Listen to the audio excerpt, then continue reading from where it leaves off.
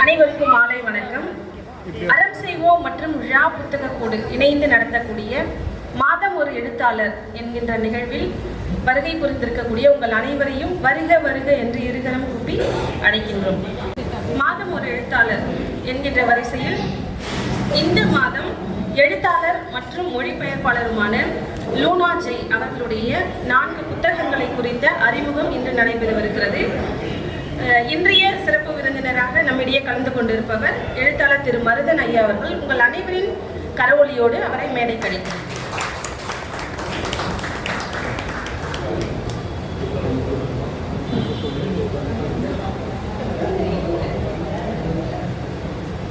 இந்த பொழுதில் பெரிதுவக்கும் தன் மகனை சாந்தோன் என கேட்ட தாய். இந்த குரல் மிகச்சரியாக எழுத்தாளர் மருதன் அவர்களுக்கும் அவருடைய மகளுக்கும் மிக கச்சிதமாக பொருந்தி வருகிறது. இன்றைய நூல் அறிமுகத்தின் கதாநாயகி எழுத்தாளர் லூனா ஜெய் அவர்களை உங்கள் அனைவரின் கரவொலியோடு மேடை கிடைக்கும். ஆரணியின் நம் மண்ணின் மைந்தர் மொழிபெயர்ப்பாளர் திரு ஜி குப்புசாமி அவர்களை மேடை கிடைக்கும்.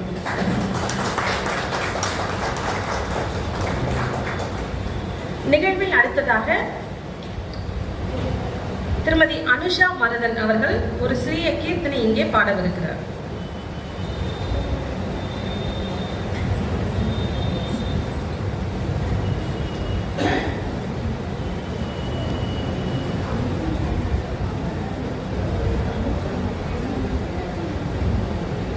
ತುಳಸೀದಳ ಮುಲಚೆ ಸಂತೋಷ ಮುಖ ಪೂಜಿಂತು ತುಳಸೀದಳ ಮುಲಚೆ ಸಂತೋಷ ಮುಖ ಪೂಜಿಂತು ತುಳಸೀದಳ ಮುಲಚೆ ಸಂತೋಷ ಮುಖ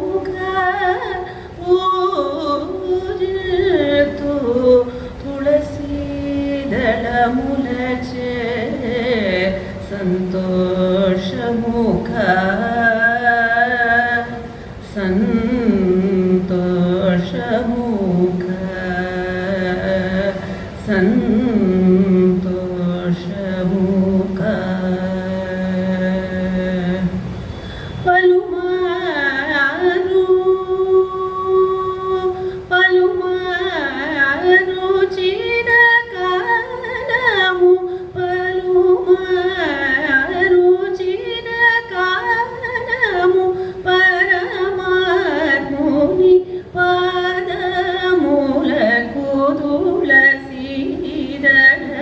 ಮುಲಚೆ ಸಂತೋಷ ಮುಖ ಸಂತೋಷ ಮುಖ ಸರಸಿ ರೂಪ ಪುನ್ನಾಗ ಸರಸಿ ರೂಪ ಪುನ್ನಾಗ ಚಂಪಕ ಪಾಟಲ ಪುರವಕ ಕರವೀರ ಮಲ್ಲಿಕ ಸುಗಂಧ ರಾಜ ಸುಮಮುಲ್ ತರಣಿ ವಿಯೋಗ ಪರ್ಯಾಯಮೋ ಧರ್ಮ ಮುನಿ ಸಾಕೇತ ಧರಣಿ ವಿಯೋಗ ಪರ್ಯಾಯಮೋ ಧರ್ಮ ಮುನಿ ಸಾಕೇತ ಪುರವಾಸೋನಿ ಶ್ರೀರಾಮೋನಿ ಪರತ್ಯಾಗ ರಾಜನು ತೂನಿ ತುಳಸೀದಳ ಮುಲಚೆ ಸಂತೋಷ ಮುಖ ಪೂಜಿತು ತುಳಸೀದಳ ಮುಲಚೆ ಸಂತೋಷ ಮುಖ ಸಂತೋಷ ಮುಖ ಸಂತೋಷ ಮುಖ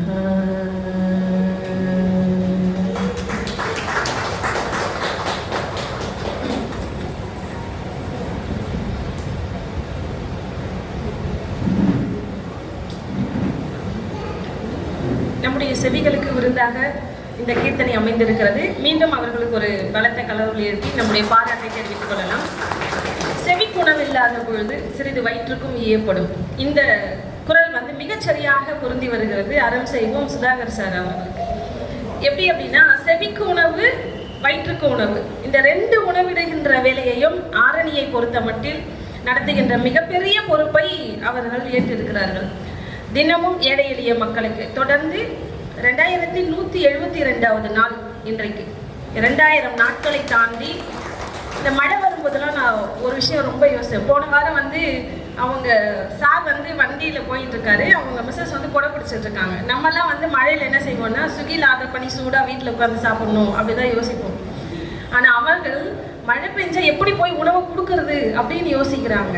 அதனால தான் அவர்களுடைய அந்த சேவை என்பது தொடர்ந்து விடாமல் மழை பெஞ்சா கூட நாங்கள் எங்களுடைய வேலையை விடாமல் செய்வோம் அப்படின்ட்டு ஏழை எளிய மக்களுடைய அந்த பசியை, அதுதான் செவிக்கும் வயிற்றுக்கும் உணவிடுகின்ற மிகப்பெரிய பணியை அவர்கள் தொடர்ந்து செய்து கொண்டிருக்கிறார்கள்.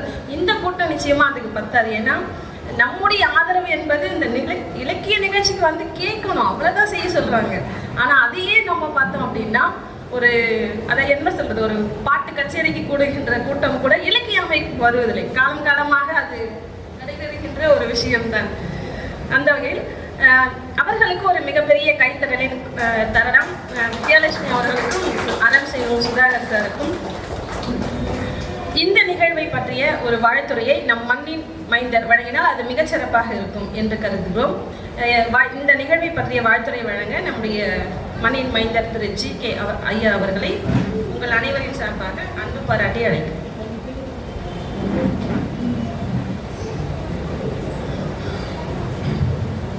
அனைவருக்கும் வணக்கம். முதலில் நம்முடைய அறம் செய்வோம் ஏற்பாட்டாளர்களுக்கு ஒரு விண்ணப்பம். அடுத்த முறையிலிருந்து தமிழ்த்தாய் வாழ்த்து பாடும்போது அந்த ஒரிஜினல் அன்அப்ரிண்டட் வெர்ஷன் இருக்கு இல்லையா, அதை நம்ம பாடணும் அப்படின்றத என்னோட வேண்டுகோளாக வச்சுக்கிறேன். இப்போ தமிழக அரசால் அங்கீகரிக்கப்பட்ட தமிழ் வாழ்த்து பாட்டாலேயே எடிட் பண்ணி சௌகரியமாக பாடுற விஷயங்கள்லாம் நடந்துட்டு இருக்கு. நம்ம தமிழக அரசு எடிட் பண்ண வெர்ஷன் கூட இல்லை, அன்அப்ரிண்டட் வெர்ஷனை நம்ம அடுத்த மீட்டிங்லேருந்து தமிழ்த்தாய் வாழ்த்தாக நம்முடைய நிகழ்ச்சியிலிருந்து ஆரம்பிக்க வேண்டும் என்பதை என்னுடைய விண்ணப்பமாக வைத்துக் கொள்கிறேன். இந்த மாதம் ஒரு எழுத்தாளர் ஆரணி கூட்டம் பல விதங்களில் முன் உதாரணம் காட்ட முடியாத ஒரு நிகழ்வு. இந்த நிகழ்வில் தான் மாதம் ஒரு எழுத்தாளர்னு இது வரைக்கும் எவ்வளவோ எழுத்தாளர்களை ஆரணிக்கு கூப்பிட்டு பேசியிருக்கோம், நீங்கள் கேட்டிருக்கீங்க.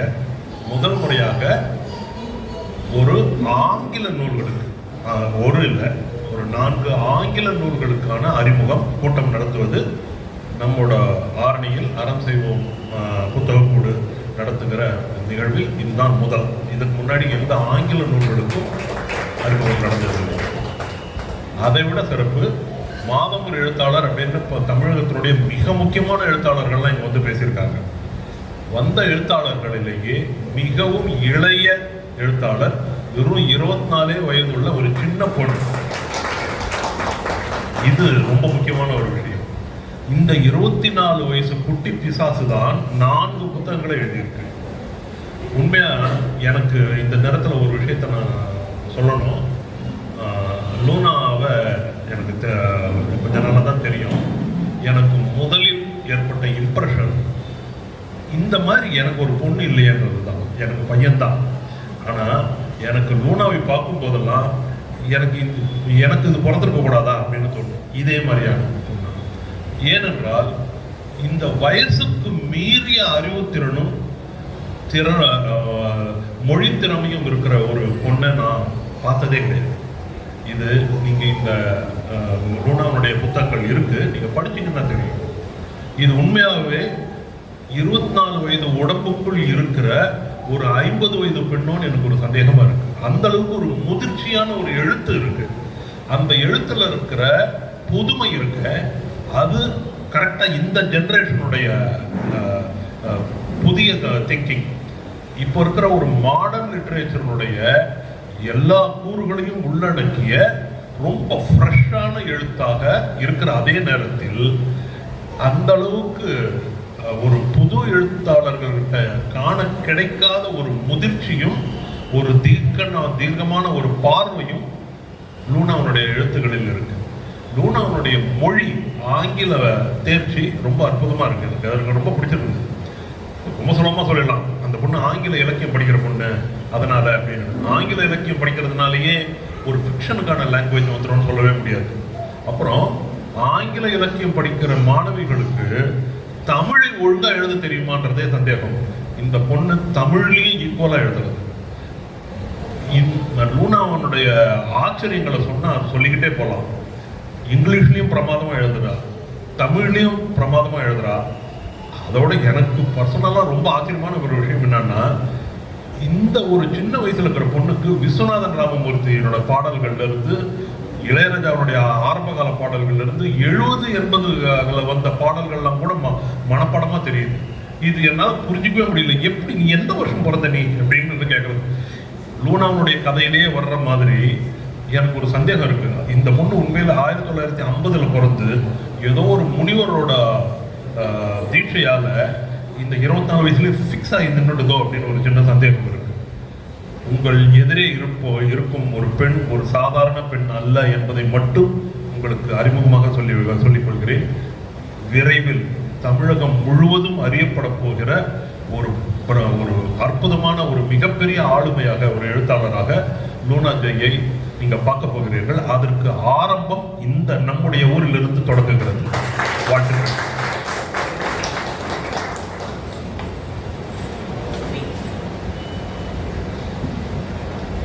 மிகச்சிறப்பான ஒரு வாழ்த்துரை வழங்கிய ஐயா அவர்களுக்கு நன்றிகளை கூறிக்கொள்கிறோம்.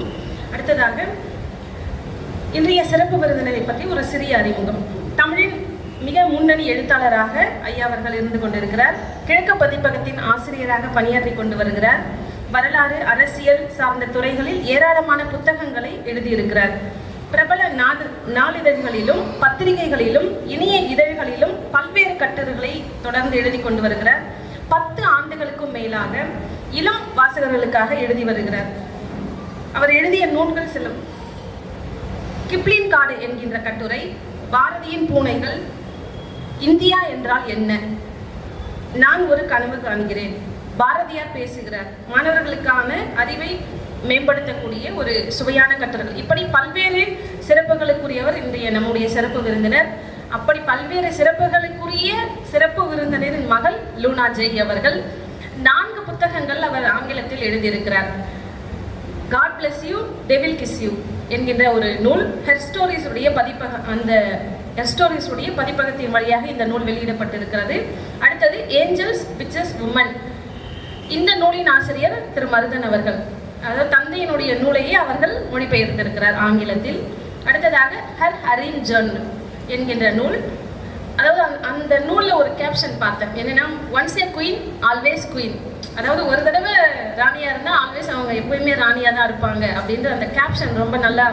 அவங்க எப்படி அதை சொல்ற மாதிரி, நம்ம ஜிகே சார் சொல்ற மாதிரி வயதுக்கு மீறிய அந்த வளர்ச்சி, அந்த எழுத்தாளர்கள், அந்த புத்தகத்தினுடைய அந்த மேல இருக்கக்கூடிய அட்டைப்படமே சொல்கிறது.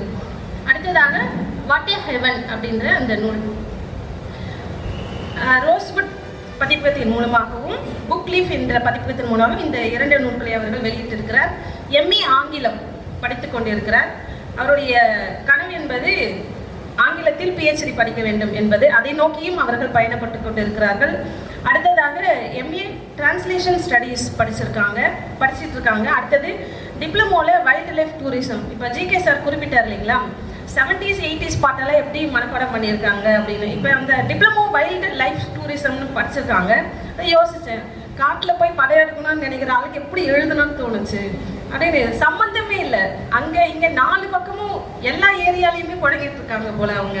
ஸோ அப்படிப்பட்ட சிறப்பு விருந்தர் இன்றைய மாதம் ஒரு எழுத்தாளர் என்கின்ற வரிசையில் அவர்களுடைய 4 புத்தகங்களை அறம் செய்வோம் மற்றும் ழா புத்தக கூடு அறிமுகப்படுத்துவதில் மிக பெருமை அடைகிறோம். இப்போது சிறப்பு விருந்தினருக்கும் நம்முடைய மொழிபெயர்ப்பாளர் மற்றும் எழுத்தாளருக்குமான கலந்துரையாடல் தொடங்கவிருக்கிறது.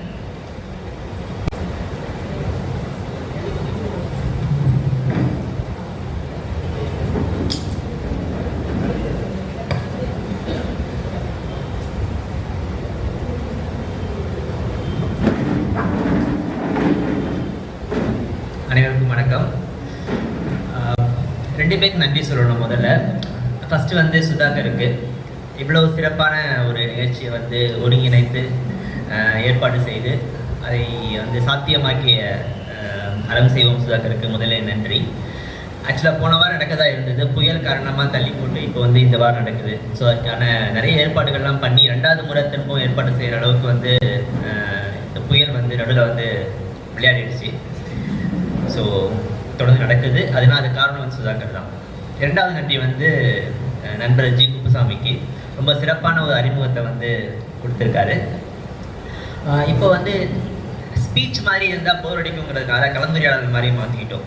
ஸோ சில கேள்விகள்லாம் நான் அவங்ககிட்ட கேட்பேன் நான் கிட்ட. ஸோ அவங்க சொல்கிற பதில்கள் வந்து நம்ம வந்து அப்படியே வந்து டிஸ்கஷனை வந்து வளர்த்துக்கலான்னு சொல்லிட்டு, ஏன்னா இன்ஃபார்மலாக இருக்கும். நம்ம வந்து இறுக்கமான ஒரு ஸ்பீச்சஸ் அடுத்தடுத்து 2-3 பேர் பேசுறதுக்கு பதிலாக ஒரு உரையாடல் மாதிரி இருந்தால் நல்லா இருக்கும். அதனால் இந்த வடிவத்தை நாங்கள் தேர்ந்தெடுத்தோம்.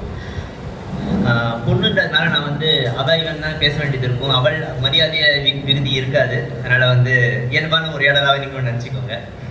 ஸோ ஃபஸ்ட்டு வந்து எனக்கு கேட்க வேண்டியது வந்து இப்போ வயசில் இருக்கிற பொண்ணுங்கள்லாம் வந்து பசங்க எல்லாருமே வந்து டெக்னாலஜி, ஐடி அந்த மாதிரியான ஃபீல்டில் தான் வந்து இன்ஜினியரிங் இந்த மாதிரியான ஃபீல்டில் தான் கவனம் செலுத்துகிறாங்க. ஆர்டிஃபிஷியல் இன்டெலிஜென்ஸ் இந்த மாதிரி. ஃபஸ்ட்டு லிட்ரேச்சர்ன்ற ஒரு செக்ஷனுக்கு வந்து வரணும் எப்படி தோணுச்சு?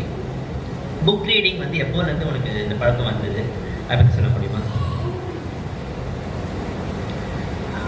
எல்லாருக்கும் வணக்கம். ஸோ புக் ரீடிங்குன்ற ஹேபிட் எனக்கு ஒரு 13 அந்த ஏஜ்லேருந்து ஸ்டார்ட் ஆச்சு. 5th or 4th படிச்சுட்டு இருந்தேன். ஸோ அப்போலேருந்து கொஞ்சம் கொஞ்சமாக புக்ஸ் எடுத்து படிக்க ஆரம்பித்தேன். நான் ஃபஸ்ட்டு எடுத்து படித்த புக் வந்து Sydney ஷெல்டனோட book.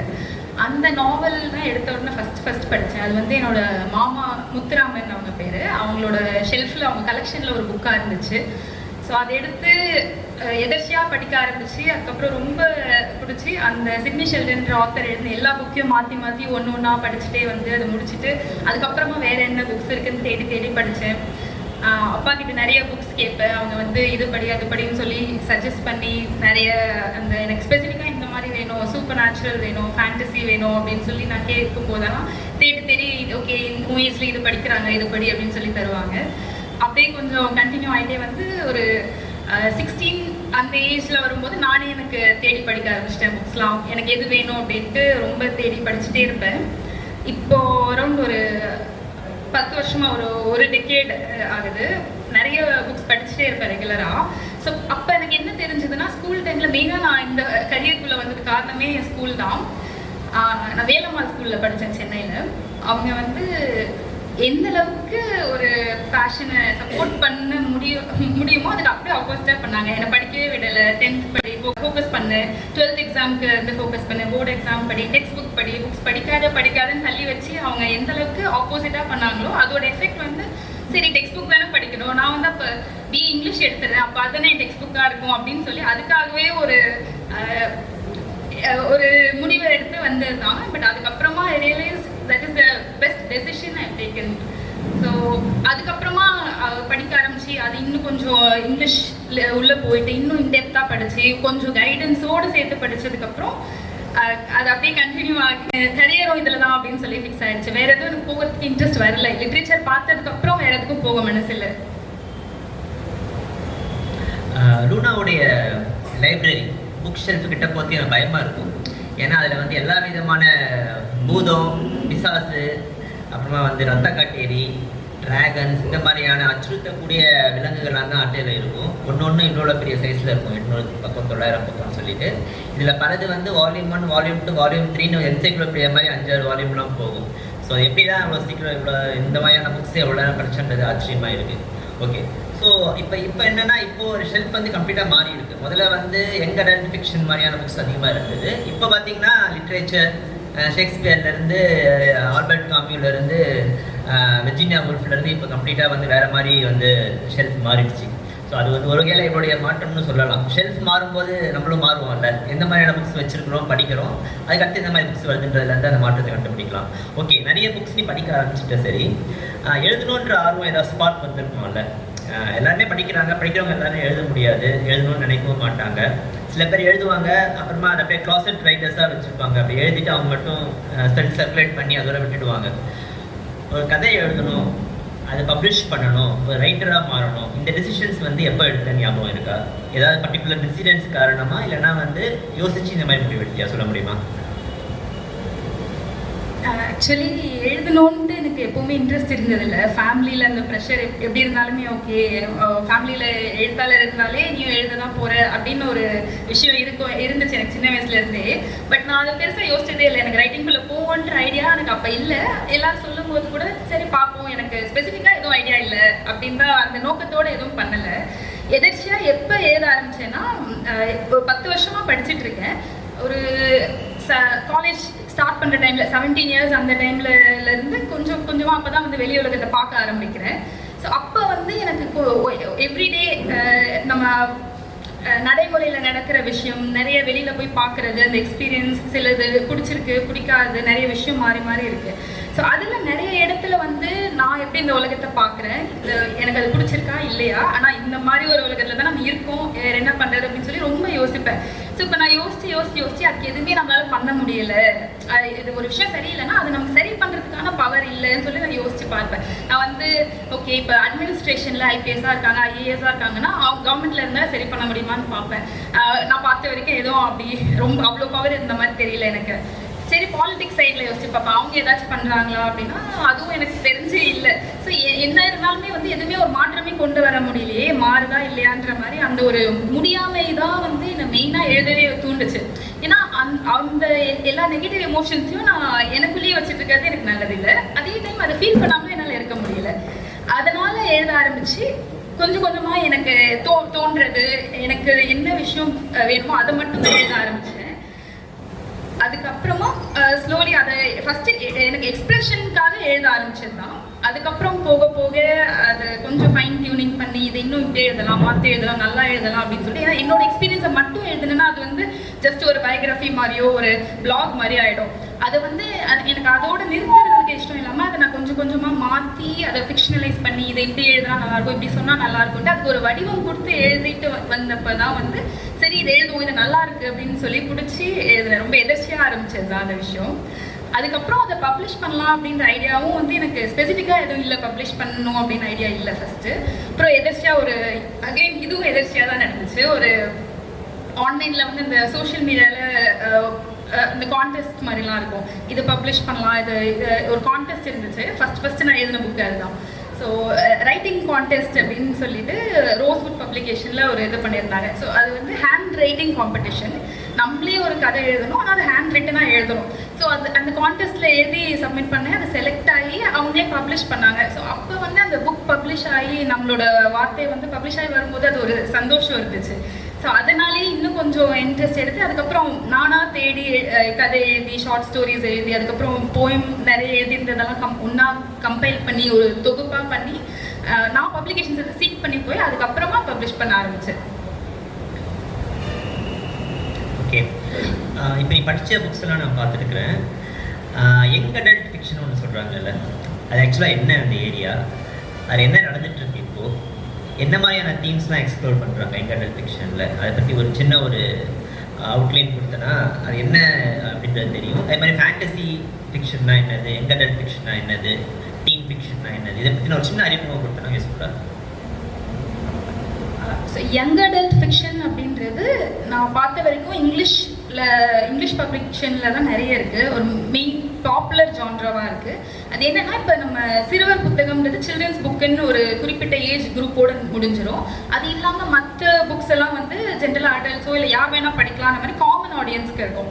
But young adult ஃபிக்ஷன்ன்றது வந்து ஸ்பெசிஃபிக்காக ஒரு ஜான்ரா அப்படி ஒரு பிரிவு கொண்டு வந்து பப்ளிஷ் பண்ணி அது இப்போ ரொம்ப பாப்புலராக போயிட்டுருக்கு. ஆக்சுவலி எந்த அளவுக்குன்னா, most of the English writers இப்போ கான்டெம்பரரியாக இப்போ இருக்கிற ரைட்டர்ஸ் நிறைய பேர் வந்து யங் அடல்ட் ஃபிக்ஷனில் எழுதிட்டு இருக்காங்க. அது யார் ஃபோக்கஸ் பண்ணுதுன்னா, ஒரு டீனேஜ் ஸ்டார்டிங் ஒரு 14-15 அப்ராக்சிமேட்லி அந்த ஏஜ் குரூப்லேருந்து ஸ்டார்ட் ஆகி ஒரு 19 வரைக்கும் வச்சுக்கலாம். அந்த ஒரு டீனேஜ் குரூப்பில் இருக்க பீப்புளை மட்டும் மெயின் டார்கெட் ஆடியன்ஸாக வச்சு எழுதுகிறாங்க. அவங்க எப்படி எழுதுறாங்கன்னா மோஸ்ட்லி வந்து டீனேஜ் தான் இருக்கிறதுலே ஹார்டஸ்டான டைம், அந்த ஸ்டேஜை கிராஸ் பண்ணி வந்துட்டோம்னா பெட்டராக இருக்கும்னு சொல்லுவாங்க. அது அந்த டைமை கிராஸ் பண்ணி அதை ஓவர் கம் பண்ணி அதை வந்து நல்ல வழியில் கொண்டு போகணுன்றதுக்காக எழுதுறது. ப்ளஸ் அதை அவங்க எப்படி சொன்னால் எடுத்துப்பாங்க. சில பேர் டீனேஜில் இருக்கும்போது என்ன சொன்னாலும் கேட்க மாட்டாங்க அப்படின்ற மாதிரி இருக்கும். ஸோ அந்த ஒரு ரெபலியஸான ஒரு ஸ்டேஜை அவங்களுக்கு புரியுற மாதிரி, அவங்களுக்கு எப்படி பிடிச்ச மாதிரி அதை எடுத்து சொல்லணுன்றதுக்காகவே டார்கெட் பண்ணி எழுதுறது தான் யங் அடல்ட் ஃபிக்ஷன்றது. ஸோ யங் அடல்ட் இல்லாமல் சயின்ஸ் ஃபிக்ஷன், ஃபேண்டசி, மற்ற வேறு நிறைய ஜான்ரஸ் இருக்குது. இப்போ நமக்கு ஹிஸ்ட்ரி அந்த மாதிரி நான் ஃபிக்ஷன், ஃபிக்ஷனுக்குள்ளேயே இந்த ஆப்ஷன்ஸ் வெரைட்டிஸ் இருக்குது. ஸோ அந்த ஃபேண்டசின்றது வந்து நம்ம எப்படி ஃபேண்டசி எக்ஸ்பிளைன் பண்ணலாம்னா, நமக்கு ரியல் லைஃப்பில் இல்லாத விஷயங்கள் வரும். இப்போ அப்பா சொன்ன மாதிரி அந்த பேய் பூதன்ட்டு சிம்பிளாக சொல்லிட்டாங்க. பட் அதுக்குள்ளே நிறைய கான்செப்ட் இருக்குது. வேம்பயர்ஸ் இருக்குது, ஷேப் ஷிஃப்டர்ஸ் இருக்குது, வேர் வுல்ஃப், அப்புறம் பேரநார்மல், சூப்பர் நேச்சுரல்ட்டு அதுக்குள்ளே நிறைய ஒரு பெரிய அது ஒரு தனி உலகம். ஸோ அந்த மாதிரி வெரைட்டிஸ் ஆஃப் நம்ம ரியல் லைஃப்பில் இல்லாத ஒரு கிரியேச்சர்ஸ் எல்லாம் வச்சு கதை எழுதுனா அப்படின்னா அது உங்களுக்கு வந்து படிக்கிறதுக்கு ஒரு வித்தியாசமாக இருக்குது, யூனிக்காக இருக்குது. அதுக்காகவே அது க்ரியேட்டிவாக இருக்குன்ட்டு இன்ட்ரெஸ்ட் எடுத்து போய் படிக்கிறாங்க. ஆனால் அதுக்குள்ளே வந்து இந்த யங் அடல்ட் ரைட்டர்ஸ் என்ன பண்ணுறாங்கன்னா, அவங்களோட இன்ட்ரெஸ்ட்டை வந்து இழுக்கிறதுக்காக தான் அந்த கேரக்டர்ஸ் எல்லாம் கொண்டு வராங்க, புது புது விசித்திரமான கேரக்டர்ஸ். பட் அவங்க சொல்கிற கருத்து என்னமோ அந்த படிக்கிறவங்களோட நன்மைக்காக தான் சொல்கிறாங்க. அவங்க எப்படி இருக்காங்க, ஓகே இது செட் ஆகலைன்னா அதை எப்படி ஹேண்டில் பண்ணலாம், இல்லை ஒரு தப்பு பண்ணிட்டாங்கன்னா அதோட கான்சிக்வன்சஸ் என்ன அப்படின்றத அவங்க டைரக்டாக எக்ஸ்பீரியன்ஸ் பண்ணி கற்றுக்காம ஒரு கதையில் படிக்கிறாங்கன்னும் போது ஓகே இப்படி பண்ணால் இப்படி ஆகும் அப்படின்னு அவங்களுக்கே ஒரு படிக்கிறது மூலயமா ஒரு புரிதல் வரும். ஸோ அதுக்காக அதை பேஸ் பண்ணி எழுதுறாங்க. அது மோஸ்ட்லி அந்த ஜான்ரா கம்மிங் ஆஃப் ஏஜ் அப்படின்னு சொல்லுவாங்க. அதாச்சும் அந்த வளர்ற ஸ்டேஜில், அடலசன் ஸ்டேஜில் இருக்கவங்களுக்காக எழுதுறதுன்னு சொல்லி. இப்போ வந்து ஆக்சுவலி நிறைய யங் அடல்ட் ரைட்டர்ஸ் இருக்காங்க. எனக்கு ஒரு சில ப்ராமினென்ட் அண்ட் ஃபேவரட் ரைட்டர்ஸ்னு சொல்லணும்னா டஹரா மாஃபின்னு ஒரு ரைட்டர் இருக்காங்க, சாரா ஜே மாஸ். இவங்கெல்லாம் வந்து கரண்ட் லீடிங்கில் இருக்காங்க யங் அடல்ட் ஃபிக்ஷனில். நிறைய பேய் பேர்லாம் சொல்லிட்டு கொஞ்சம் பயமாக இருக்கு எனக்கு. அதனால் வந்து அடுத்த கேள்வி வந்து நான் வந்து ஜிகே சார்கிட்ட கொடுத்துட்றேன். நன்றி. அதாவது லூனா எழுதுகிற கதைகளை பற்றி நீங்கள் யாரும் படிச்சிருக்க மாட்டீங்கன்றதால ஒரு சின்ன ஒரு அறிமுகம் மாதிரி சொல்கிறேன். ஆங்கிலத்தில் சொன்னால் கொஞ்சம் பேராநார்மல்னு சொல்லலாம், அல்லது அதிகற்பனைன்னு சொல்லலாம். நார்மலாக சொல்லப்படுகிற ஒரு ட்ரெடிஷ்னல் கதையிலிருந்து மாறி வேற விதத்தில் சொல்கிற கதை. அது ஒரு மாயமந்திர கதைன்றது சும்மா பஞ்சதந்திர கதையில் திடீர்னு குதிரை பறக்கும், பனைமரத்தை பிடுங்கி பல்லுழக்குவாங்க, அது எல்லாமே நம்ம புராணத்தோட சம்பந்தப்பட்ட மந்திர கதைகள். அது வேற. அது எல்லாமே பெரும்பாலும் படிப்பறிவில்லாத செவி வழி கதை கேட்கிற மனிதர்களுக்காக சொல்லப்படுகிற, சுவாரஸ்யத்துக்காக சொல்லப்படுகிற கதைகள். ஆனால் இலக்கிய வகைமையில் இந்த மாதிரியான ஒரு மேஜிக்கல் ரியலிஸ்டிக் கதைகள்ன்றது இந்த பாரம்பரியத்தினுடைய ஆப்ஷூட். அந்த பாரம்பரியத்திலிருந்து அடுத்த கட்டத்துக்கு வருகிற ஒரு இலக்கிய படைப்புகள் வர ஆரம்பிச்சிருக்கு. இப்போ லூனா மாதிரியான ஒரு தமிழ் எழுத்தாளர், அதாவது ஆங்கிலத்தில் எழுதினாலும் அந்த பெண் ஒரு தமிழ் எழுத்தாளர் தான், தமிழகத்துக்கான எழுத்தாளர், இந்திய எழுத்தாளர். இப்போ இந்த வயசுலேயே இந்த முதல் தொகுப்பே இது போல யதார்த்தத்தை மீறிய ஒரு கதைகளோட தான் இருக்கு. Okay right. அது சாதாரணமாக இந்த மாதிரி உலக அரங்கில் யதார்த்தத்தை மீறிய கதைகளுக்கு ரெண்டு காரணம். ஒன்று, ஒரு எளிமையான காரணம் கவன ஈர்ப்பு. வழக்கமான பாணியில் கொண்டால் படிச்சுட்டு கவனம் போயிடுவாங்க. கவன ஈர்ப்பு, இந்த மாதிரி ஒரு புது விதமான இயற்கையை மீறிய ஒரு விஷயத்தை சொல்றதுன்றது, கவனத்தை ஈர்க்கிறதுன்றது ஒன்று. ரெண்டாவது, பெயிண்டிங்கில் அப்ஸ்ட்ராக்ட் பெயிண்டிங் எப்படியோ ஒரு ட்ரெடிஷ்னலான ரவிவர்மா படத்தில் சொல்லாத ஒரு விஷயத்தை எப்படி ஒரு நவீன ஓவியம் கடத்தது அப்படின்னா, அந்த பிஹோல்டர் பார்க்கிறவர்களுக்கு கற்பனையை தூண்டுகிற விதம். ஒரு சம்பிரதாய ஓவியத்தை பார்க்கிறவனுக்கு அவனுடைய பங்களிப்பு எதுவுமே இல்லை, எல்லாத்தையும் அந்த ஓவியனை செஞ்சுட்டான். செஞ்சதுக்கு பிறகு பார்வையாளனுக்கு அதிலிருந்து கற்றுக்கிறதுக்கோ அதிலிருந்து தெரிஞ்சுக்கிறதுக்கோ எதுவுமே இல்லை. நவீன ஓவியம் அப்படின்றது இவனுக்குள்ள நிறைய கதவுகளை திறந்து விடுதில்லை. அதே போலதான் ஒரு நவீன இலக்கியமும் ஒரு இந்த மாதிரி யதார்த்தத்தை மீறிய கதைகளுக்குள்ள வாசகன் பல கதவுகளை திறந்துக்கிட்டே போறான். அவனுக்கு ஆசிரியர் சொன்னதை மீறி வெளிப்படையாக தெரிகிறத மீறி உள்ள நிறைய இத்தனை விஷயங்கள் இருக்கு அப்படின்னு சொல்றதுக்கான ஒரு உத்தி. இந்த மாதிரியான ஒரு விஷயங்களுக்காக தான் இந்த மாதிரி யதார்த்தத்தை மீறிய கதை சொல்லல்கள் இருக்கு. இந்த மாதிரியான ஒரு விஷயம்லாம் ஒரு சின்ன பொண்ணு முதல்லயே எழுத ஆரம்பிக்கிறதுக்கு பின்னாடி இருக்கிற விஷயத்தை நான் தெரிந்து கொள்ள விரும்புகிறேன். அதாவது எப்படின்னா, எந்த ஒரு ஃபைன் ஆர்ட்ஸ் காலேஜில் ஒரு பெயிண்டிங் கற்றுக்கிறதுக்கு போனீங்கன்னா பெரும்பாலும் ஓவிய கல்லூரிகள் வர்றவங்க எல்லாருமே நவீன ஓவியங்கள், மாடர்ன் ஆர்ட்னு சொல்லப்படுகிற நவீன அப்ஸ்ட்ராக்ட் ஓவியங்கள் தான் வரையறப்பெல்லாம் இருப்பாங்க. ஆனால் அவர்களுக்கு முதல்ல அந்த அனாட்டமி ஸ்ட்ரக்சர் கரெக்டாக, சம்பிரதாய ஓவியங்களுக்கான கிராமர் அதையெல்லாம் கரெக்டாக சொல்லி கொடுத்துட்டு தான் அதுக்கப்புறம் தான் பிரேக்கிங் த ரூல்ஸ் அதுக்கப்புறம் தான் வரும்.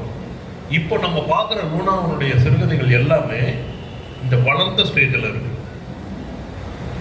எனக்கு தெரிய வேண்டியது, லூனாவிடம் நான் கேட்க விரும்புவது, நீ முதல்ல எந்த மாதிரியான கதைகளை எழுதின?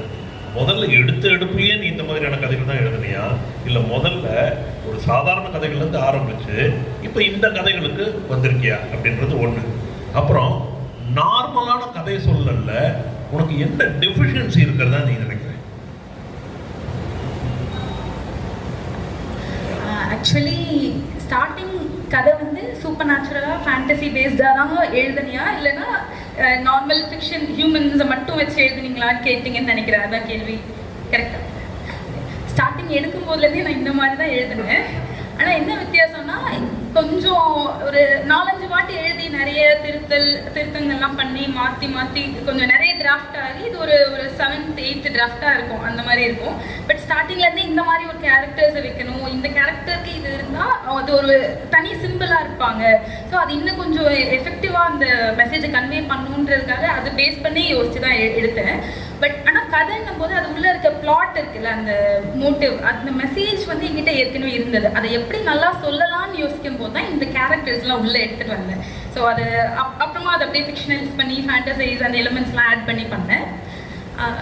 இன்னொரு கேள்வி வந்து, பேஸ் பண்ணி எழுதுகிற கதையில் வந்து எஃபிஷியன்ட்னு சொல்கிறதுனால சூப்பர் நேச்சுரல் போனியா, அது நேச்சுரல் ஸ்டோரிஸ் வேண்டாம் சூப்பர் நேச்சுரல் போகலாம் அப்படின்னு முடிவு பண்ணதுக்கு காரணம் என்ன அப்படின்னு கேட்குறேன்.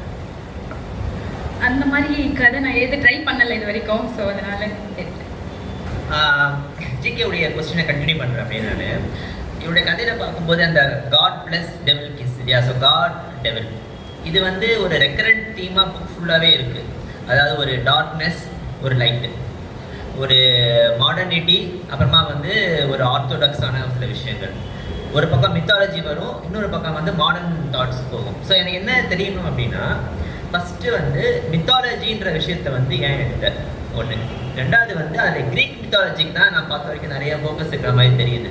மெடுசா, அப்புறமா வந்து இன்னொன்று யார், பெர்சிஃபோன், இந்த மாதிரி வந்து க்ரீக் மித்தாலஜிக்கல் கேரக்டர்ஸ் வந்து நிறைய வந்து நாவலில் யூஸ் பண்ணியிருக்கேன்.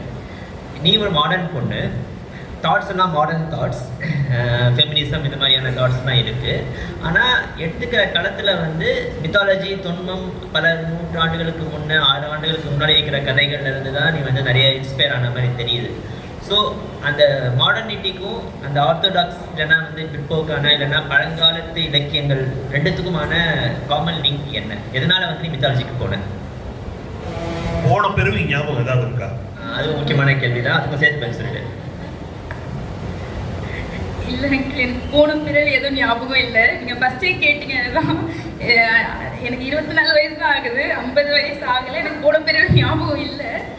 ஆனால் ஆக்சுவலி எனக்கு அதில் நிறைய இன்ட்ரெஸ்ட் இருக்குது. அந்த மாதிரி ஜென்மம், அந்த திருப்பி முன் ஜென்மம், ரீலைஃப், அந்த மாதிரியான கான்செப்ட்ஸில் நிறைய இன்ட்ரெஸ்ட் இருக்குது. அதனால தான் அந்த தீம்ஸ் நிறைய யூஸ் பண்ணியிருப்பேன், ரிசர்ச் பண்ணி அதை பார்த்து தேடி யூஸ் பண்ணியிருப்பேன். க்ரீக் மித்தாலஜி, ஆக்சுவலி மித்தாலஜி வந்து ஜென்ரலாக அந்த மாடர்னாக இருந்து ஏன் மித்தாலஜி எடுக்கிறேன்ற கேள்விக்கு நான் ஃபஸ்ட்டு வரேன். மித்தாலஜி என்னை பொறுத்த வரைக்கும் நான் நிறைய மித்தாலஜி படிச்சிருக்கேன், எல்லாமே இல்லை, கொஞ்சம் கொஞ்சமாக தான் படிச்சுட்டு இருக்கேன். நான் படித்த வரைக்கும் பார்க்கும்போது அந்த கேரக்டர்ஸ் வந்து என்னதான் ஒரு மித்தாலஜி, அது ஹிஸ்ட்ரி கூட கிடையாது, மித்தாலஜி தான். ஏன்னா வந்து அது இருந்துதான் இல்லையான்னு ஷியோராக நமக்கு தெரியாது, ஆனால் இருக்கிறதுக்கு நிறைய வாய்ப்பு இருக்குது. ஸோ அது ஆனால் வந்து என்னன்னா அந்த மித்தாலஜி அது ஃபிக்ஷனாக இருந்தாலும் ரியலாக இருந்தாலும் இப்போ இல்லை, ரொம்ப தொன்மமாக இருக்குன்றதா அப்பா சொன்னாங்க. அப்படி இருந்தாலுமே கூட அதை ஜஸ்ட் ஒரு ஸ்டோரியா அப்படி என்னால் கேட்டுட்டு விட முடியல. ஏன்னா அதை வந்து ஒரு மித்தாலஜி, இவங்க ஒரு கேரக்டர் அப்படின்னு நான் பார்க்காம அந்த ஒவ்வொரு கேரக்டரும் எதை ரெப்ரசென்ட் பண்ணுறாங்க அப்படின்றதுல ஃபோக்கஸ் பண்ணேன். இப்போ ஃபார் எக்ஸாம்பிள் நம்ம கிரீக் மித்தாலஜியில் அத்தீனா அப்படின்னு ஒரு கேரக்டர் இருக்காங்க அப்படின்னா அந்த கேரக்டருக்குன்னு ஒரு இது இருக்கு. அவங்க வயசா இருந்தாங்க, விஸ்டம், அவங்க வந்து வார் காடஸா இருந்தாங்க, போரிடுற ஒரு கடவுளா இருந்தாங்க. அந்த மாதிரி ஒவ்வொரு கடவுளுக்கும் ஒவ்வொரு குவாலிட்டி இருக்கும், ஒரு தன்மை. ஸோ அந்த தன்மைன்றது அதோட முடியல, மித்தாலஜியோட இப்போ வரைக்குமே இருக்கு, நிறைய இடத்துல இருக்கு, எல்லார்கிட்டையும் ஒவ்வொரு விஷயம் இருக்கும், எல்லா நாள்லையும் நம்ம பார்ப்போம். ஸோ அது வந்து நான் அவங்களோட குவாலிட்டிஸாக தான் பார்த்தேன். அதனால எனக்கு ரொம்ப இன்ட்ரெஸ்ட் ஆகி நான் படிச்சு இப்படி இருந்தாங்க அப்படின்றத தெரிஞ்சுக்கிறதுக்கு எனக்கு ரொம்ப இன்ட்ரெஸ்டாக இருந்தது மித்தாலஜி வைஸ் ஜென்ரலாக. பட் கிரீக் மித்தாலஜி ஏன் ஸ்பெசிஃபிக்காக அப்படின்ற கேள்விக்கு வந்து நான் ஃபஸ்ட்டு அந்த புக்ஸ் நான் படிக்க ஸ்டார்ட் பண்ணது ஃபஸ்ட்டு சிட்னி ஷெல்டன்லேருந்து தான் நாவல் ஸ்டார்ட் பண்ணேன். பட் அதுக்கு முன்னாடி இப்போ ஒரு லைப்ரரி அப்படின்னு போனேன்னா எனக்கு எந்த புக்கு எங்கன்னு தேட தெரியாது, ஸ்கூல் படிக்கும்போது சின்ன வயசில். ஸோ எனக்கு டக்குன்னு பார்த்த உடனே அந்த என்சைக்ளோபீடியாஸ் நிறைய இருக்கும், பெருசாக இருக்கும், அது கொஞ்சம் அட்ராக்டிவாக தெரியும், என் கண்ணுக்கு ஹைட்டில் வச்சுருப்பாங்க மேல் ரோவில். ஸோ முதல்ல ஓடிப்பேன் அந்த என்சைக்ளோபீடியா தான் எடுப்பேன். அதில் வந்து நிறைய படிப்பேன். அதுலேயும் எடுக்கும்போது ஹிஸ்ட்ரி, ஆர்கியாலஜி, மித்தாலஜி இந்த 3 சப்ஜெக்ட்குள்ளேயே தான் வந்து எப்பவுமே படிப்பேன். அப்படி படிக்கும்போது கிரீக் மித்தாலஜியில் எனக்கு அது ஃபஸ்ட்டு நான் வந்து ரொம்ப பிடிச்சிருச்சு. அதுக்கப்புறமா நானே கிரீக் மித்தாலஜி தேடி படிக்க ஆரம்பித்தேன் அதுக்கப்புறமா. அண்ட் இந்த புக்கில் வந்து நிறைய கிரீக் மித்தாலஜியாக தான் இருக்குது, நான் ஒத்துக்கிறேன். ஆனால் அது இல்லாமல் நான் மற்ற மித்தாலஜி தான் கொஞ்சம் எக்ஸ்ப்ளோர் பண்ணியிருப்பேன், லைக் ஸ்காண்டினேவியன் மித்தாலஜி, அதுக்கப்புறம் ரோமன் மித்தாலஜி, நார்ஸ் மித்தாலஜின்ட்டு சில இடங்கள்லாம் இருக்கும். ஓகே, இருக்குல்ல. ஆமாம் ஆமாம். இப்போ அந்த இன்னொரு கேள்வி இதிலே ஒரு கேள்விக்கு பதில் சொல்லலை. அதாவது வந்து மித்தாலஜினா தொன்மம் இல்லையா, தொன்ம கதைகள். ஸோ தொன்ம கதைகளுக்கும் மாடர்னிட்டியும் லிங்க் பண்ணுன்ற ஒரு தாட் எப்படி வந்தது? ஆனால் இப்போ நீ டீல் பண்ணியிருக்கிற ப்ராப்ளம்ஸ்லாம் பார்த்தோன்னா மாடர்ன் கேர்ள் ஃபேஸ் பண்ணுற இஷ்யூஸ், இல்லைன்னா அவங்க ஃபேஸ் பண்ணுற லைஃப் ஸ்டைல். ஃபார் எக்ஸாம்பிள் டேட்டிங்னு ஒன்று இருக்குது, அப்புறமா வந்து ஸ்டீரியோ டைப்பிங் சொல்கிறோம் நம்ம, அப்புறமா வந்து பேட்ரியார்கின்ற வேர்ட்ஸ்லாம் யூஸ் பண்ணுறோம். இப்போது இந்த கான்செப்ட்ஸ் எல்லாம் வந்து எப்படி வந்து கிரீக் மித்தாலஜியோட சேர்த்து லிங்க் பண்ணுற, அதாவது அந்த வாழ்க்கைக்கும் இந்த வாழ்க்கைக்கும் ஏதாவது தொடர்பு இருக்கா, இல்லை நீ தொடர்பு படுத்துறியா? அந்த தொடர்பு அப்பா சொன்ன மாதிரி கண்டிப்பாக இருக்குது. மித்தாலஜிக்கும் இப்போ மாடர்ன் லைஃப்க்கும் கண்டிப்பாக அந்த தொடர்பு இருக்குன்னு தான் நான் நம்புகிறேன். ஏன்னா வந்து இப்போ ஃபார் எக்ஸாம்பிள் கிரீக் மித்தாலஜியில் மெடுசான்னு ஒரு கேரக்டர் இருந்தாங்க. மெடுசான்றது வந்து அத்தீனாவோட அந்த கடவுளோட கோவிலில் இருக்க ஒரு ப்ரீஸ்டஸ், ஒரு ப்ரீஸ்டஸ் அப்படி ஒரு பெண் இருந்தாங்க. அவங்களுக்காக அந்த கடவுளுக்கு சேவை செய்யறதுக்காக இருந்தாங்க.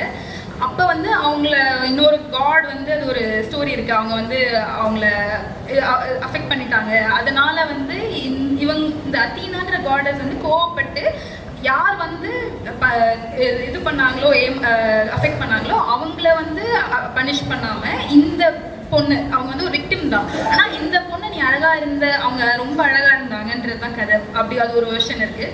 ஸோ அவங்கள வந்து ஒரு மான்ஸ்டராக மாற்றிடுவாங்க. அந்த கதை வந்து அந்த கதையோட ஒரு வெர்ஷன் இது. ஸோ இந்த கதை நம்ம பார்க்கும்போது ரியல் லைஃப்பில் கண்டிப்பாக இதை எப்படி நான் கனெக்ட் பண்ணுவேன்னா, எல்லா ரேப் விக்டிம்லையுமே வந்து விக்டிம் ப்ளேம் பண்ணுவாங்க. நீ என்ன ட்ரெஸ் பண்ணியிருந்த, நீ எந்த டைமில் எங்கே இருந்த, அவ்வளோ நேரத்தில் நீ ஏன் வெளியில் இருந்த அப்படின்னு அஃபெக்ட் பண்ண ஒரு பர்சனையே வந்து இவங்க இன்னும் மேலே அஃபெக்ட் பண்ணுவாங்க, ரொம்ப அவங்க இன்னும் பாதிக்கப்படுவாங்க. ஸோ இந்த கான்செப்ட் வந்து நான் இங்கே பார்க்கறது வந்து இது வந்து ஓகே, இது ரியாலிட்டி, இது நார்மல் நடக்குது அப்படின்னு நான் டெய்லி லைஃப்பில் பார்க்கும்போது இதே தான் அப்பவும் இருந்திருக்கு. ஸோ ஹிஸ்ட்ரி ரிப்பீட்ஸ் இட் செல்ஃப்னு ஒரு வேர்ட் சொல்லுவாங்க. ஸோ அது நடந்துகிட்டே தான் இருக்குது, திரும்ப எதுவுமே மாறலை அப்படின்னும் போது நான் அந்த கேரக்டர், எனக்கு அந்த மாதிரி ஒவ்வொரு விஷயத்துக்கும் ஏதாச்சும் ஒரு கேரக்டர் கனெக்ட் ஆகிட்டே இருக்கும். ஸோ அது இப்போ இருந்ததில்லை, அந்த டைமில் அந்த மக்களும் இதே தான் யோசிச்சிருக்காங்க, இதே வந்து ஒரு இது இருந்திருக்கு அப்படின்னும் போது வேற இருந்துச்சா அப்படின்னு சொல்லி நான் மற்ற ஆல்டர்னேட்டிவ் ரிசர்ச் பண்ணுவேன். பட் அந்த கேரக்டரை எப்படி நம்ம கொண்டு வரலாம் அண்ட் அந்த கேரக்டரை வேற மாதிரி எப்படி காட்டலாம். ஸோ அதை ரீடெல்லிங் சொல்லுவாங்க. நமக்கு வந்து ட்ரெடிஷ்னலாக ஒரு கேரக்டர் இப்படி தான் அப்படின்னு நம்ம ஒரு தெரிஞ்ச ஒரு ஹீரோ வச்சுக்கோங்க, இல்லை ஒரு வில்லன், ஏதோ ஒரு கேரக்டர் ஒன்று எடுத்துக்கிட்டோம் அப்படின்னா அந்த கேரக்டர் அவங்களோட தன்மைக்கு மாறா வேற மாதிரி எப்படி இருந்திருக்கலாம், அப்படி இருந்தால் எப்படி இருந்திருக்கும் அப்படின்ற தாட்ஸ் நிறைய யோசிப்பேன். ஸோ அதை வச்சு மாடர்ன் லைஃப்பையும் மித்தாலஜியும் நிறைய கனெக்ட் பண்ணி ஏதாச்சும் கிரியேட் பண்ணி எழுதிட்டு இருப்பேன். ஏதாவது ஒன்று படிச்சு காமிக்கிறியா தொடர்பா, இல்லைன்னா அடுத்த கேள்விக்கு போயிடலாமா? What is your friends? படிக்கிறியா? கொஞ்சம் படி.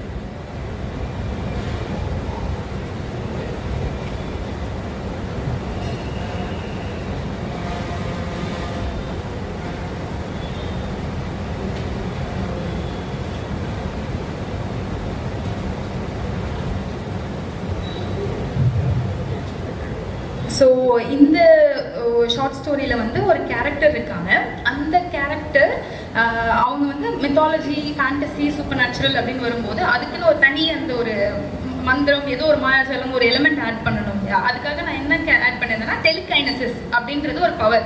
இப்போ எனக்கு இங்கேருந்து இந்த ஃபேன் ஆஃப் பண்ணணும் அப்படின்னா நான் ஏஞ்சி போய் சுவிட்ச் டச் பண்ண வேணாம், இங்கேருந்து நான் மைண்ட்லேயே அதை சுவிட்சை டச் ஆஃப் பண்ண முடியும். அந்த மாதிரி அந்த ஒரு பவர் தான் டெலிகைனசிஸ்ன்னு சொல்லுவாங்க.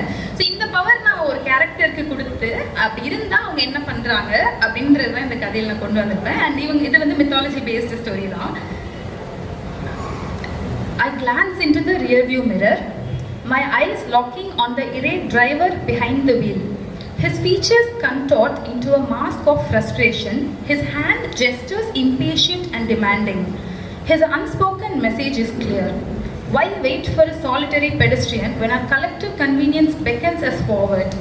When the cacophony of honking only intensifies, an unrelenting assault on my senses.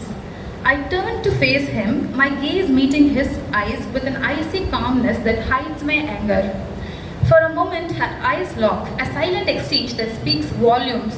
His expression morphs from frustration to disbelief, his eyes questioning my defiance for standing firm for the red signal. Hey lady, who do you think you are? Just move out of my way before I run you over, he shouts, leaning his head outside the car window. This is why women should not be allowed to drive on the road. You're all either too stuck up or scared or too bold and causing accidents. So இந்த பேசேஜோடு நான் நிறுத்திக்கிறேன். ஏன்னா இந்த concept இதில் நான் என்ன சொல்லிட்டு வரேன்னா road ரேஷ்னஸ் and road ரேஜ்ன்ற கான்செப்டை வச்சு பேஸ் பண்ணி தான் எழுதினேன். இது வந்து நமக்கு முழுக்க ஒரு மாடர்ன் ப்ராப்ளம் தான். இப்போ ரோடில் நம்ம சென்னையில் எஸ்பெஷலி சிட்டிஸ்லாம் நீங்கள் பார்த்தீங்கன்னா டிராஃபிக் ரூல்ஸ்னு ஒன்று இருக்கும், அது ஃபாலோ பண்ணுவாங்களான்னா தெரியாது. அண்ட் முக்கால்வாசி பேர் அந்த ஃபாலோ பண்ணாமல் போகிறவங்க வந்து என்ன மிஞ்சி போனால் ஃபைன் போடுவாங்க, நம்ம ஃபைன் பே பண்ணிக்கலாம் அப்படின்ற ஒரு இதில் அவங்களுக்கு தோன்ற மாதிரி பண்ணிட்டு போவாங்க. பட் எதுக்காக அந்த டிராஃபிக் ரூல் முதல்ல அங்கே வச்சிருக்காங்க அப்படின்னா யாருக்கும் ஆக்சிடென்ட் வரக்கூடாது, வேற யாருக்கும் பாதிப்பு வரக்கூடாது, நமக்கு ஃபர்ஸ்ட் அப்புறம் மற்றவங்களுக்கும் பாதிப்பு வரக்கூடாதுன்றதுக்காக தான் அதை வச்சிருக்காங்க. பட் இவங்க வந்து வெறும் ரொம்ப செல்ஃபிஷாக யோசிச்சு அப்படி போகிறாங்கன்னும் போது நம்ம இப்போ நான் முன்னாடி சொன்ன மாதிரி நான் எழுத ஆரம்பிச்சது என்னோட முடியாமை அந்த இயலாமைனால தான் எழுத ஆரம்பிச்சது. ஸோ இதெல்லாம் எனக்கு டெய்லி பார்க்கும்போது ரொம்ப கோவம் வரும். ஆனால் அதே டைம் எனக்கு வந்து ஹெல்ப்லெஸ்ஸாக இருக்கும், எனக்கு எதுவுமே பண்ண முடியாது, நமக்கு அதுக்கான பவர் கிடையாது. ஒருத்தர் வந்து இடிக்கிற மாதிரி வந்து ரோட்டில் வந்துட்டு ஓட்டிட்டு போயிட்டாங்கன்னா அவ்வளோதான், நம்ம எதுவும் பண்ண முடியாது. நம்பர் பிளேட் பார்த்து அவங்க வண்டி நம்பரை பார்த்து நம்ம கம்ப்ளைண்ட் பண்ணால் கூட போலீஸ் ஸ்டேஷன் போகணும், அவங்கள்ட்ட போய் கேட்கணும், அதை மீறி அவங்க ஆக்ஷன் எடுப்பாங்களான்னு தெரியாது. அதுக்கு வந்து நம்ம இன்னும் கொஞ்சம் ஏதாச்சும் செலவு பண்ணுற மாதிரி இருக்கும், அத்தனை வாட்டி அலையணும். இவ்வளோ பண்ணி அதுக்கப்புறமும் நமக்கு வந்து நமக்கு தேவையான ஜஸ்டிஸ் கிடைக்குமானா தெரியாது, அதுவும் தெரியாது, இவ்வளோ பண்ணியும் கிடைக்குமான்னு தெரியாதுன்னும் போது அந்த மாதிரி நான் ரொம்ப அந்த கான்செப்டில் அதை நோக்கி யோசிக்கும் போது தான் வந்து இப்போ ஃபார் எக்ஸாம்பிள் நான் ஏன் மித்தாலஜி கொண்டு வரேன்னா இப்போ இந்த பொண்ணுகிட்ட இப்படி ஒரு பவர் இருக்குது, அவள் ஒரு மித்தாலஜி கேரக்டர், அவகிட்ட இப்படி ஒரு பவர் இருக்குது, அவள் மாடர்ன் வேர்ல்டில் இருந்தால் என்ன பண்ணியிருப்பா, அவளோட பவர் இருக்குன்னும் போது என்ன பண்ணியிருக்க முடியும் அப்படின்றத வச்சு எழுதியிருப்பேன். இன்னும் ஒரே ஒரு பேரா இல்லைன்னு நான் படிக்கிறேன்.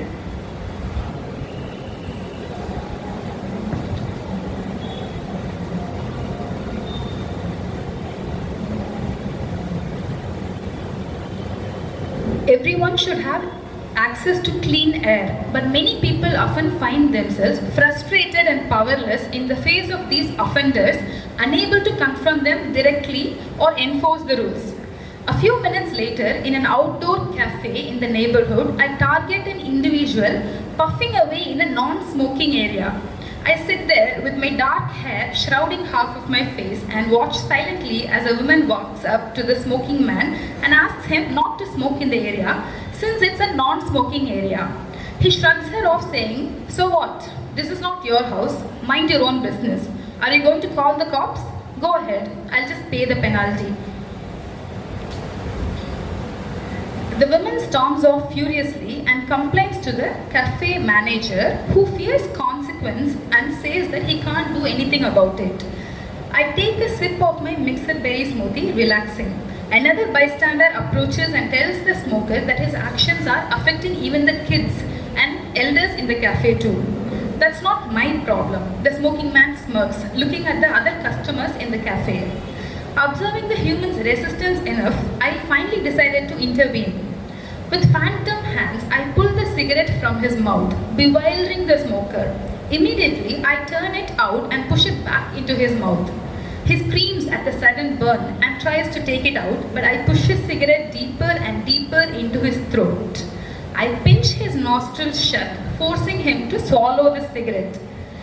ஸோ இந்த பேராகிராஃபில் வந்து ஒரு சின்ன இன்சிடென்ட் எழுதியிருக்கேன். அது ஒரு ஒரு 3 பேராகிராஃப் தான் வருது. ஆனால் அது எந்த அளவுக்கு என்னை பாதிச்சதுன்னா, எங்கே போனாலுமே பப்ளிக் ஸ்பேஸில், எஸ்பெஷலி ஜென்ரலாக பப்ளிக் ஸ்பேஸில் இருக்கிறத மீறி நான் ஸ்மோக்கிங், இங்கே ஸ்மோக் பண்ணக்கூடாது, இல்லைனா இது வந்து ஒரு பப்ளிக்காக இருக்கிற ஒரு இடம், சின்ன சின்ன டீ கடை கூட இல்லை, ஒரு பெரிய கேஃபேவோ ரெஸ்டாரண்ட்டோ அந்த மாதிரி ஒரு இடத்துக்கு போகிறோன்னா எங்கே பார்த்தாலும் சிகரெட் பிடிச்சிட்டு இருப்பாங்க. சரி, சிகரெட் பிடிக்கிறீங்க, அதுவே தப்பு. அது மீறி ஒருத்தர் நம்ம போய் இங்கே பிடிக்காதீங்க, இது அஃபெக்ட் பண்ணுது, நிறைய பேர் இருக்காங்க, வயசானவங்க இருக்காங்க, சின்ன குழந்தைங்க இருக்காங்க, நம்ம போய் பேசி பார்த்தாலும் வந்து அட்லீஸ்ட் நான் அந்த மாதிரி எப்போ பார்த்தாலும் சொல்லிடுவேன். ஆனால் எத்தனை வாட்டி சொன்னாலும் அதில் அட்லீஸ்ட் ஒரு 20 வாட்டியாச்சு அதுக்கு நான் என்ன பண்ணுறது, இது பப்ளிக் பிளேஸ் தானே, நானும் பப்ளிக் தான் சொல்லிட்டு போகிறவங்களும் இருந்திருக்காங்க நிறைய வாட்டி. ஸோ அதுக்காக வந்து நான் அப்போ வந்து நம்மளால அங்கே எதுவுமே பண்ண முடியாது. அவங்க வந்து நம்ம போலீஸே கூப்பிட்டா கூட அவங்க என்ன ஃபைன் கட்டணுமா, ஓகே நான் ஃபைன் கட்டிட்டு போகிறேன்னு சொல்லிடுறாங்க. அந்த இடத்துல ஆனால் அவங்க ஸ்மோக் பண்ணுறதுனால நம்மளும் சேர்ந்து தான் பாதிக்கப்படுறோம். ஆனால் நமக்கு அப்படி ஒரு எப்படி சொல்கிறது, அப்படி ஒரு தலையெழுத்து நமக்கு இல்லை, நம்ம பாதிக்கப்படணும்னு அவசியம் இல்லை, நம்ம எதுவுமே பண்ணலை. ஆனால் அது வந்து நமக்கு செயின் ஸ்மோக்கிங்னால அவ்வளோ பாதிப்பு இருக்குது, அது ரொம்ப ஆபத்தானது. கேன்சர் வரும், லங்ஸ் அஃபெக்ட் ஆகும், எல்லாமே இருக்குது. ஸோ இதை வந்து நம்ம அவங்கள்ட்ட புரிய வைக்க முடியாது. ஏன்னா அவங்க முதல்ல ஸ்மோக் பண்ணுறாங்கல்ல, அவங்க லைஃப்க்கே அவங்க வந்து வேல்யூ பண்ணாமல் தான் இருக்காங்க. அவங்க எப்படி மற்றவங்களோட லைஃப்பை வேல்யூ பண்ணுவாங்க? ஸோ அந்த ஒரு கான்செப்ட், அது ஒரு சின்ன ஈவெண்ட், அதை வந்து வச்சு பேஸ் பண்ணி இந்த ஸ்டோரியில் நான் கொண்டு வந்தேன். ஸோ டெலிகைனசிஸ்னு ஒரு பவர் இருந்துச்சுன்னா என்ன பண்ணலாம் அப்படின்னா, ஏன்னா கவர்மெண்ட்டால எதுவும் பண்ண முடியல, லா என்ஃபோர்ஸ்னால எதுவும் பண்ண முடியாது. நம்ம டைரெக்டாக போய் பண்ணோன்னா அவங்க வந்து எப்படி வந்து ரெஸ்பாண்ட் பண்ணுவாங்க? நம்ம வந்து மோஸ்ட்லி எல்லாருக்கும் பயம்னா, நம்ம எதுக்கு நம்ம அவுட் ஆஃப் த வே நம்ம வேலையை விட்டுட்டு நம்ம இதுக்குள்ளே ஏன் போய் மாட்டிக்கணும்? நம்ம இந்த ஒரு ஃப்ரேஸ் இருக்கும், துஷ்டனை கண்டா தூர விலகுன்னு சொல்லுவாங்க. நீ விலகி போயிடு, பரவாயில்ல, விட்டு போயிடு அப்படின்னு சொல்லி. ஸோ இப்படியே பப்ளிக் பிளேஸஸ் ஃபுல்லாகவே நம்ம விட்டு போயிருந்தா நமக்கு எங்கே தான் இடம், நம்ம வீட்டுக்குள்ளேயே தான் இருக்கணும் அப்படின்ட்டு ஒரு நிலைமை வரும். வந்துச்சு எனக்கு. நான் என் வீட்டுக்குள்ளே ரூம்குள்ளே இருக்கேன், பக்கத்து வீட்டு பில்டிங் பால்கனிலேருந்து சிகரெட் பிடிக்கிறாங்க. ஸோ என்னால் சொந்த வீட்டுக்குள்ளே கூட இருக்க முடியலன்னு சொல்லி ஒரு ஆல்மோஸ்ட் எனக்கு ரொம்ப கோவம் ஆயிடுச்சு. போய் பேசி பார்த்துட்டேன், அந்த ஹவுஸ் ஓனர்கிட்ட பேசி பார்த்துட்டேன், ஒரு பெட்டிஷன்லாம் போய் சைன் பண்ணி கொடுத்து பார்த்தோம், எதுவுமே ஒர்க் ஆகலை. போலீஸ் வரைக்கும் போய் பேசியாச்சு. அவங்க என்ன சொல்லிட்டாங்கன்னா, சிகரெட்டுன்றது லீகல் தான், அவங்க வேற ஏதாச்சும் இல்லீகலாக பண்ணாதான் நாங்கள் கேட்க முடியும், சிகரெட்டுக்கு நாங்கள் எதுவும் பண்ண முடியாது, நீங்கள் தான் அட்ஜஸ்ட் பண்ணிட்டு போகணுன்னே சொல்லிட்டாங்க. ஸோ அந்த மாதிரியான ஒரு கான்செப்ட் வந்து இதில் அந்த மித்தாலஜியை நான் உள்ள ஆட் பண்ணும்போது எனக்கு என்ன எழுத கிடைக்குதுன்னும் போது அந்த ஒரு ரிலீஃப் கிடைக்குது. இப்படி இருந்தால் அப்படி பண்ணியிருக்கலாம் அப்படின்னு சொல்லிட்டு விட்டுடலாம். But at the same time it's still possible அப்படின்னு ஒரு ஃபிக்ஷன். இது வந்து இந்த புக் வந்து யங் அடல்ட் ரீடர்ஸ் தான் நான் மெயின் டார்கெட்டாக வச்சுருந்தேன். ஸோ இது எல்லாரையுமே அஃபெக்ட் பண்ணும். ஜென்ரலாகவே நமக்கு எவ்ரிடே நம்ம லைஃப்பில் பார்க்குற ஒரு எந்த பிரச்சனையாக இருந்தாலும், பட் அந்த யங் அடல்ட் அண்டர் அந்த டீனேஜ் ஸ்டேஜில் இருக்கவங்களுக்கு வந்து ரொம்ப ஈஸியாக அஃபெக்ட் ஆகிடுவாங்க. ஒன்று அவங்க நெகட்டிவாக அஃபெக்ட் பண்ணலாம், என்னால் எதுவுமே பண்ண முடியலன்னு சொல்லி சேடாக அவங்கள தன்னைத்தானே ஹர்ட் பண்ணிக்கலாம். இல்லையா அவங்களும் அந்த வேற வழியில, தப்பான வழியில இந்த மாதிரி போகிறதுக்கு வாய்ப்பு இருக்கு. ஓகே, இதுதான் ட்ரெண்ட், எல்லாரும் இது பண்றாங்க, நம்மளும் பண்ணுவோம் அப்படின்னு போறதுக்கு வாய்ப்பு இருக்கு. ஸோ அப்படி இல்லை அப்படின்னு சொல்லி ஒரு ஹோப் கொடுக்குற மாதிரி எழுதணுன்ற எண்ணத்தோடு தான் இந்த ரெண்டுத்தையும் கம்பேர் பண்ணியிருந்தேன், மித்தாலஜி அண்ட் மாடர்னிட்டி. நல்ல பதில். இப்போ இந்த புக்கை பார்க்கும்போது என்ன தோணுதுன்னா, நிறைய சமூக பிரச்சனைகள், நம்ம டெய்லி எதிர்கொள்கிற பிரச்சனைகள், இதுதான் வந்து இந்த புக்கில் வந்து ஒரு கதையிலையுமே வந்து அந்த மாதிரி பிரச்சனையை பார்க்க முடியும். குறிப்பாக இளம் பெண்கள் எதிர்கொள்கிற பிரச்சனையை வந்து நிறைய பார்க்க முடியும். இப்போ நான் வந்து ஒரு நான் ஃபிக்ஷன் ரைட்டர். எனக்கு என்ன தோணும்னா, இந்த மாதிரி ஒரு பிரச்சனையை நான் பார்த்தேன்னா அதை பற்றி எழுதணும் அப்படின்னு தோணும். ஆனால் நீ வந்து அதை வந்து ஒரு கதையாக மாற்றணும்னு சொல்லி உனக்கு தோணியிருக்கு. எனக்கு என்ன தெரியணும்னா, பிரச்சனையை பற்றி எழுதணும்னா அது டைரெக்டாக அந்த பிரச்சனையை பற்றி ஒரு கட்டுரையோ இல்லைனா வந்து அதை பற்றின ஒரு பிளாக் போஸ்ட்டோ இல்லை அந்த மாதிரி தான் எழுதிட்டு இருப்பாங்க. அந்த பிரச்சனையை வந்து கதையாக மாற்றணுன்ற எண்ணம் ஏன் உங்களுக்கு தோணுது? அது ஒன்று. இதிலே ரெண்டாவது கேள்வி வந்து, ஒரு பிரச்சனையை பற்றி அதிகமாக பேசும்போது ஒரு ப்ரொபகண்டா மாதிரியோ இல்லைனா வந்து அந்த பிரச்சனைக்காக அந்த கதையை எழுதிருக்கோன்ற மாதிரியான ஒரு இது வருது இல்லையா? ஸோ அது வந்து எப்படி பேலன்ஸ் பண்ணுவேன்? ஒரு கதையாகவும் இருக்கணும், அதே சமயம் அதுக்குள்ள ஒரு சின்ன மெசேஜோ இல்லை சின்ன ஒரு இஷ்யூவோ இருக்கணும். அந்த இஷ்யூ வந்து முக்கியமாக இடக்கூடாது. கதை தான், கதைன்றது ஒரு அடிப்படையாக வந்து ஒரு ஸ்டோரி டெல்லிங் இருக்கணும் அதில். ஸோ அது கதைக்காக தான் எல்லாருமே படிக்காங்க, மெசேஜுக்காக இல்லை அப்படின்னு நான் நினைக்கிறேன். ஸோ அப்படி இருக்கும்போது ரெண்டுத்தையும் எப்படி பேலன்ஸ் பண்ணுறது? நீங்கள் என்ன நினைக்கிறீங்க? இதுக்கு நான் பதில் சொல்லலாம்னு நினைக்கிறேன். மருதன் ஒரு நான் ஃபிக்ஷன் ரைட்டர், கட்டுரையாளர். அவருக்கு புதுசாக ஒரு படைப்பை உருவாக்குறதுக்கு தெரியாது. லூனா மகள் ஒரு உண்மையான படைப்பாளி. ஒரு விஷயம் கட்டுரையாக தான் மருதனால எழுத முடியும். அதே விஷயம் ஒரு படைப்பாளி ஒரு கலைஞனுக்கு கதையாகத்தான் வரும். உனக்கான பதில் நானே சொல்லிட்டேன்னு நினைக்கிறேன். நீ தான் சொல்லணுமா? சரி, ஓகே. ஸோ அப்போ வந்து ஸ்டோரி டெல்லர்ன்றதுனால வந்து ஒரு கதையாக வந்து பார்ப்பாங்க. Okay, fine. ரெண்டாவது வந்து இதில் எனக்கு கேட்க வேண்டிய கேள்வி வந்து ஃபெமினிசம் பற்றின வியூ என்ன? ஏன்னா இதில் வந்து திரும்ப திரும்ப வந்து பெண்களுடைய பிரச்சனைகள் வந்து அதிகமாக டிஸ்கஸ் பண்ணுற நீ ஒரு பெண்ன்றதுனால ஒரு ஐடியல் பெண் இப்படி தான் இருக்கணும் அப்படின்ற மாதிரி ஏதாவது உனக்கு இமேஜ் இருக்கா?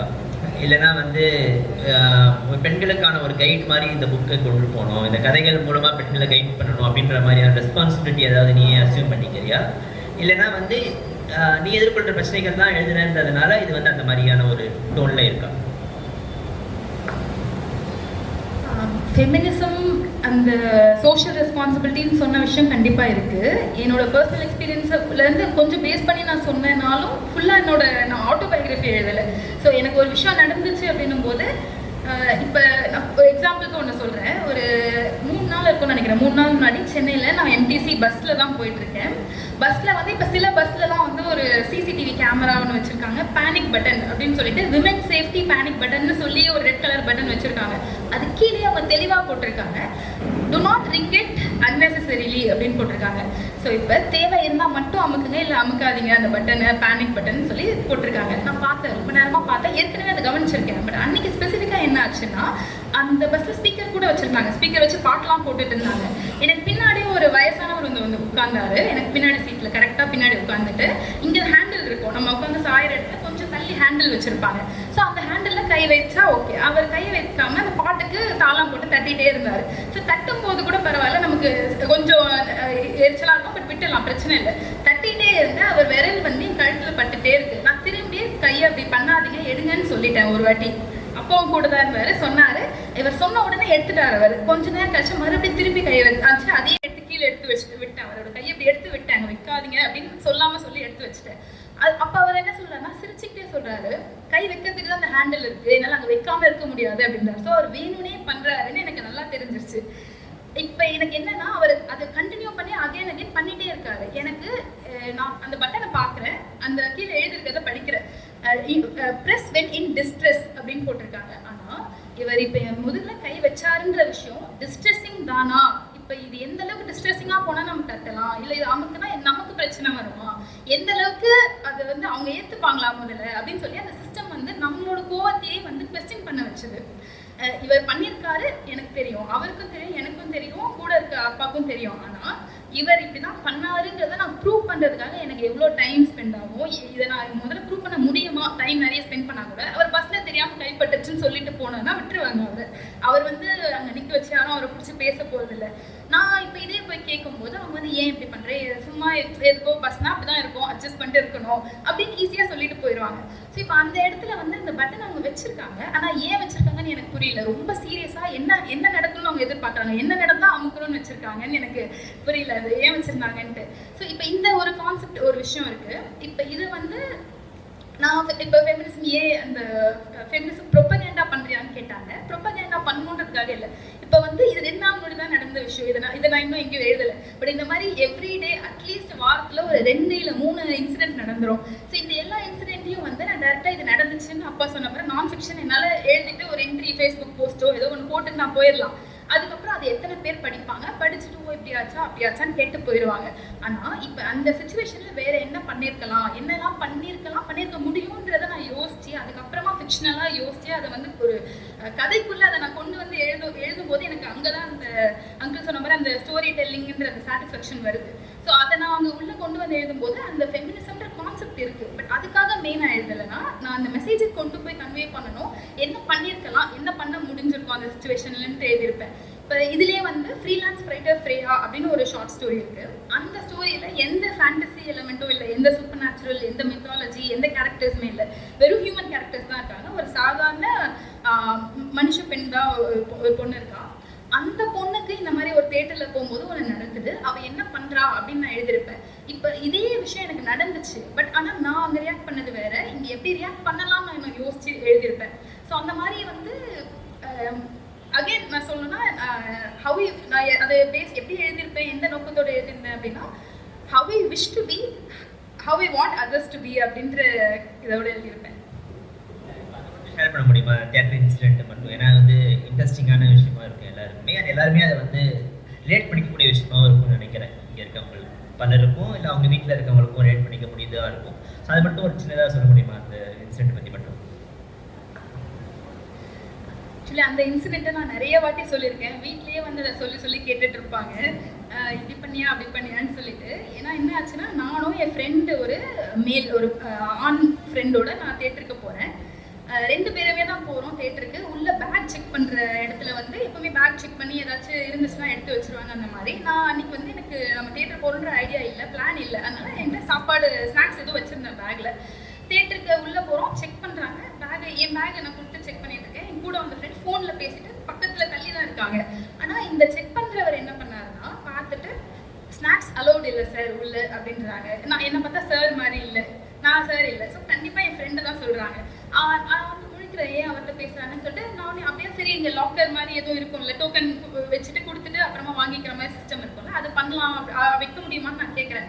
மறுபடியும் வந்து சார் பேக் டோக்கன் போட்டிருங்க சார் அப்படின்னு திருப்பி என் ஃப்ரெண்டை பார்த்து சொல்கிறாங்க. ஃப்ரெண்டு கொஞ்சம் தள்ளி இருக்காங்க, அவரை பார்த்து சொல்கிறாங்க.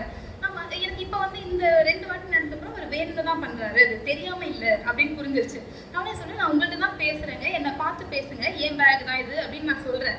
அதுக்கப்புறமா வந்துட்டு அவர் வந்து உடனே அவர் கோவமாயிட்டாரு. அவர் என்ன கோவம்னா, நான் என்னை பார்த்து பேசுங்க, அதுதான் மரியாதை நாகரிகம், இன்னொருத்தரை பார்த்து பேசுங்க, என்னை பார்த்து பேசுங்கன்னு மட்டும்தான் சொன்னேன். உடனே அவர் கோவமாயிட்டு அவர் என்ன சொல்கிறாருன்னா, தேட்டர் பாலிசி, பேக் இங்கே தான் வச்சு தான் ஆகணும், உள்ளே எடுத்துகிட்டு போகக்கூடாது ஸ்நாக்ஸ், இதுதான் தேட்டர் பாலிசி, இதுதான் தேட்டர் பாலிசின்னு ஒரு 3 வாட்டி சொல்லி கத்தி அவர் வந்து ஒரு சீன் காஸ் பண்ணிடுறாரு. ஸோ எல்லாரையும் பார்த்த உடனே வெளியில் பப்ளிக் மற்றவங்களுக்கு பார்க்க எப்படி இருக்கும், நான் ஏதோ அங்கே போய் பிரச்சனை பண்ணுற மாதிரியும், இவர்கிட்ட நான் போய் சண்டை போட்டு இல்லை நான் ஸ்நாக்ஸ் உள்ளே எடுத்துகிட்டு போவேன்னு கேட்குற மாதிரியும் இருக்கும்.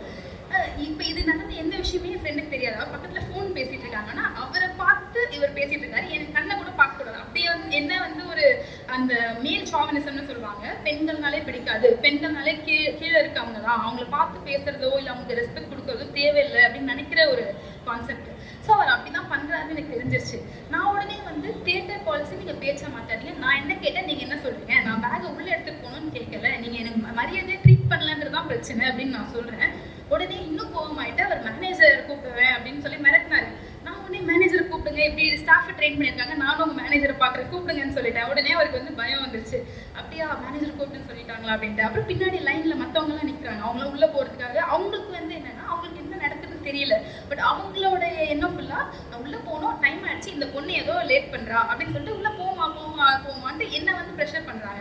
ஸோ இதே மாதிரி ஒரு விஷயம், ஒரு சின்ன விஷயம் அப்படின்ட்டு சொல்லுவாங்க, எல்லாருமே கேட்டாலும் சின்ன விஷயம், இதுக்கு ஏன் இப்படி பண்ற, பரவாயில்ல போவேன், என்ன ஆச்சு உனக்கு, போய் படத்தை பாரு, உள்ள போ, எல்லாருக்கும் வழியை பிளாக் பண்ணாம போ அப்படின்னு சொல்லுவாங்க. அதுதான் எதிர்பார்ப்பாங்க.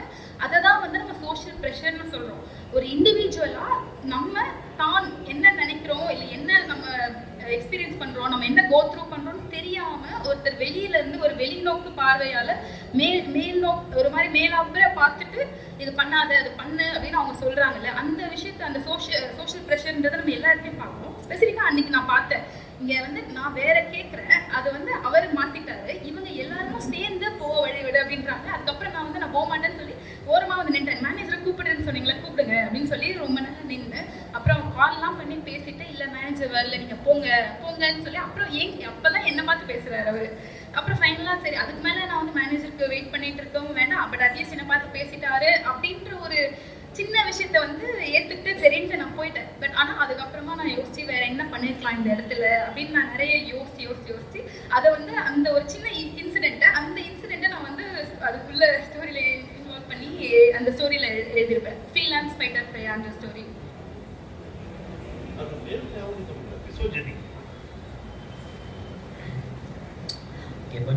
கொஞ்சம் ட்ராக் பண்ணலாம். இப்போ இந்த புக்குடைய பேர் வந்து ஹேரம் ஜேர்னல். ஹேரம்ன்றது வந்து அந்தப்புறம்.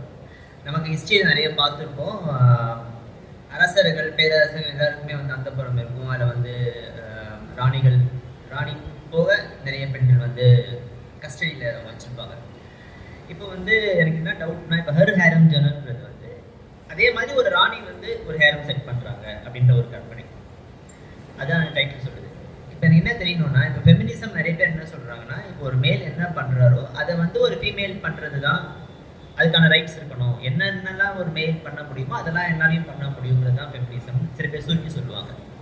இப்போ இந்த புக்குடைய கான்செப்ட் ஆக்சுவலாக என்னது, அதாவது வந்து என்னாலையும் ஒரு ஹேண்ட் செட் பண்ண முடியும், எனக்கும் அந்த மாதிரி கனவு காண முடியும் அப்படின்னு எஸ்டாப்ளிஷ் பண்ணுறது தான். ஸோ இந்த மாதிரி ஃபெமினிசம்ன்றது வந்து இந்த புக்கை பேஸ் பண்ணும்போது அது எப்படி வந்து அது வந்து ஒரு ஃபெமினிஸ்ட் தாட்டாக மாறுது அப்படின்னு சொல்ல முடியுமா?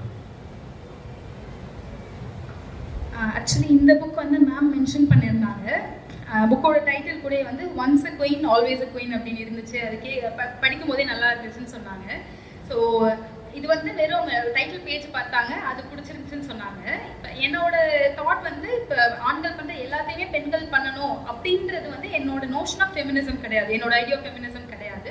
ஃபெமினிசம்ன்றது நமக்கு ஈக்குவாலிட்டி வேணும், எல்லா செய்கிற விஷயங்களும் நமக்கு வேணும்னா அதுக்கு ஈக்குவாலிட்டி வேணும். இப்போ ஃபார் எக்ஸாம்பிள் ஒரு பெண் இருக்காங்க, அவங்களுக்கு வேலைக்கு போகிறது பிடிக்கல, வீட்டில் இருக்கணும், குடும்ப வாழ்க்கை தான் அவங்களுக்கு வேணும், அவங்க ஆசைப்படுறாங்கன்னும் போது இல்லை நீ வந்து ஈக்குவலாக இருக்கணும் வேலைக்கு போ அப்படின்னு ஃபோர்ஸ் பண்ணுறதோ, இல்லைன்னா போகணும்னு ஆசைப்படுறாங்களோ இல்லை நீ வீட்லேயே இரு, கல்யாணம் பண்ணிக்கோ, ஃபேமிலியை பார்த்துக்கோ அப்படின்னு சொல்லி ஃபோர்ஸ் பண்ணுற விஷயம் இருக்குல்ல, அந்த ஃபோர்ஸ் பண்ணுறதுக்கு தான் வந்து நான் அகேன்ஸ்டாக இருக்கேன். ஒரு சாய்ஸ் இருக்கணும், விமென்க்கும் சாய்ஸ் இருக்கணும், மென்னுக்கும் சாய்ஸ் இருக்கணும். இப்போ இதே வந்து ஃபெமினிசம்ன்றது ஆண் ஆதிக்கம், பேட்ரியார்க்கின்னு சொல்றாங்க, ஆண் ஆதிக்கத்துக்கு எதிரானது, ஆண்களுக்கு அதுக்கு எதிரானது கிடையாது. இது எப்படின்னு பார்த்தோம்னா டாக்ஸிக் மாஸ்குலிட்டின்னு ஒரு கான்செப்ட் இருக்கு. நிறைய ஆண்கள் வந்து அப்போ அவங்களும் வந்து மனுஷங்க தானே, ஆனால் ஆண்கள்லாம் அழக்கூடாது, ஆண்கள்லாம் ஸ்ட்ராங்காக இருக்கணும், எப்பவுமே இப்படி தான் இருக்கணும் அப்படின்னு சொல்லி ஒரு ஸ்டீரியோடைப் வச்சு பெண்களுக்கு திணிக்கிற மாதிரி ஆண்களுக்கும் திணிக்கிறாங்கல்ல, அந்த ஒரு சாய்ஸ் கொடுக்காம திணிக்கிற அந்த விஷயத்தை தான் நான் கெஸ்டாக சொல்கிறேன். ஸோ அதுதான் வந்து ஃபெமினிசம் என்னை பொறுத்த வரைக்கும். ஸோ இந்த ஸ்டோரி நான் எதை பேஸ் பண்ணி எழுதினேன்னா, நிறைய ஹிஸ்டாரிக்கல் ஃபிக்ஷன் அதெல்லாம் நிறைய படிச்சிருக்கேன். அப்போ நான் நிறைய வந்து அந்த ராஜாக்கள் வந்து அந்தபுரம் வச்சுருந்தாங்க, நிறைய ராணி வச்சுருந்தாங்க அப்படின்னு சொல்லி அதை நான் படிச்சிருக்கேன்.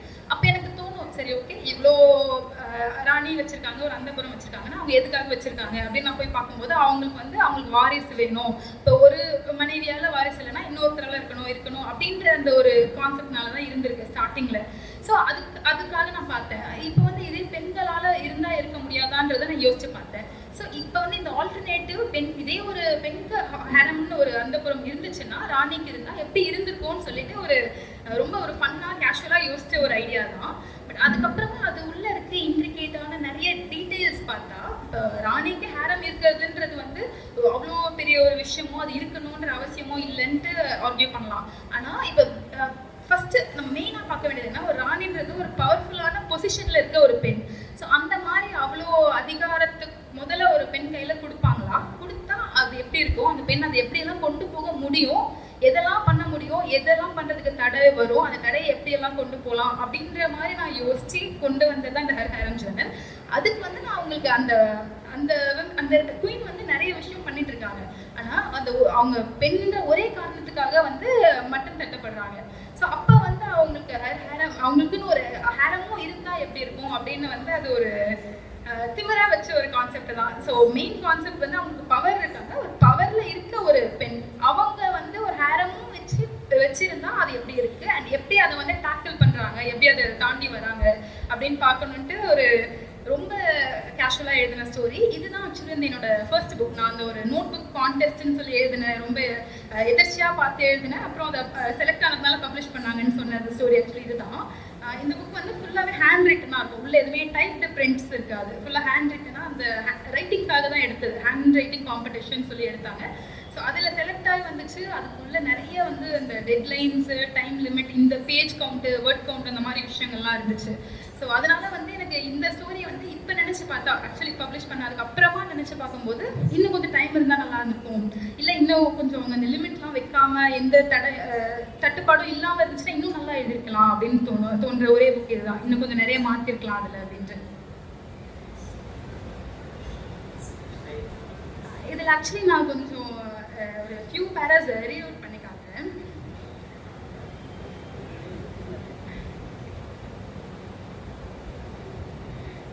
ஸோ இதில் வந்து ஒரே ஒரு பேரா நான் படிக்கிறேன். அந்த ஒரு பவரில் இருக்க ஒரு பெண்ணோட தாட்ஸ், அவங்க என்ன நினைக்கிறாங்க, அவங்க எப்படி நினைக்கிறாங்க, அந்த மாதிரி யாராச்சும் இப்போ நினைக்கிறமான்ற மாதிரி மட்டும் பார்க்கலாம் இதை. I had chosen to wear one of my favorite style of dresses for the ball. A plain but shiny silk gown in dark lavender paired up with an elaborate dark green coat. I chose not to wear jewels because I always felt like jewels were unnecessary when I outshined all of them put together. Even if I don't wear any jewel, all eyes will be on me anyway. I find dressing up for others to be utterly pointless and will always only dress up for myself. I can pull off any dress anyway. So இந்த பேரால வந்து இப்போ ஒரு குயின்ன்றவங்க அவங்க வந்து ஒரு ராஜாவோட பெண், ஆக்சுவலி இப்போ வந்து அவங்க இளவரசியாக தான் இருக்காங்க. இதில் படிக்கும்போது புக்கோட எண்டில் வந்து அவங்க குயின் ஆகுறாங்க. ஸோ ஒரு ராஜாவோட பொண்ணாக இருந்தால் இளவரசி அப்படின்னு சொல்லி அது ஒரு ஃபேமிலி வழி வழியா வந்த விஷயம் மட்டும் இல்லாம யார் வேணாலுமே வந்து ஒரு ராணி மாதிரி ஃபீல் பண்ணலாம். அது வந்து நம்ம கிட்ட தான் இருக்கு, நம்ம நினைக்கிறதுல தான் இருக்கு அப்படின்றத பேஸ் பண்ணி ஒரு இண்டிவிஜுவல் கான்செப்ட்காக அது எழுதுறது. ஸோ இப்போ வந்து அடுத்து ஒரு பார்ட்ல இவங்க வந்து இந்த ஹேரம் அவங்க நிறைய விஷயம் பண்ணிட்டாங்க, புக்ல நிறைய விஷயம் சாதிச்சிருக்காங்க, இது பண்ணியிருக்காங்க, அது பண்ணியிருக்காங்க. ஆனால் ஃபைனலாக வந்து அவங்க இப்போ எனக்கு இந்த ஹேரம் எனக்கு வேணும் அப்படின்னு சொல்லி ஒரு சொல்றாங்க. ஒரு கவுன்சில் முன்னாடி சொல்றாங்க, ஒரு குரூப் ஆஃப் மென். அந்த கவுன்சில் இருக்கிறது எல்லாமே வந்து ஒரு 10 மினிஸ்டர்ஸ் இருக்காங்க, அமைச்சர்கள் இருக்காங்க. அவங்க முன்னாடி சொல்லும் போது அவங்க கேட்குற முதல் கேள்வியே வந்து இதுக்கு வந்து ராஜா ஒத்துக்கிட்டாரா, did the king approve of this notion அப்படின்னு சொல்லி ஒருத்தர் கேட்குறாங்க.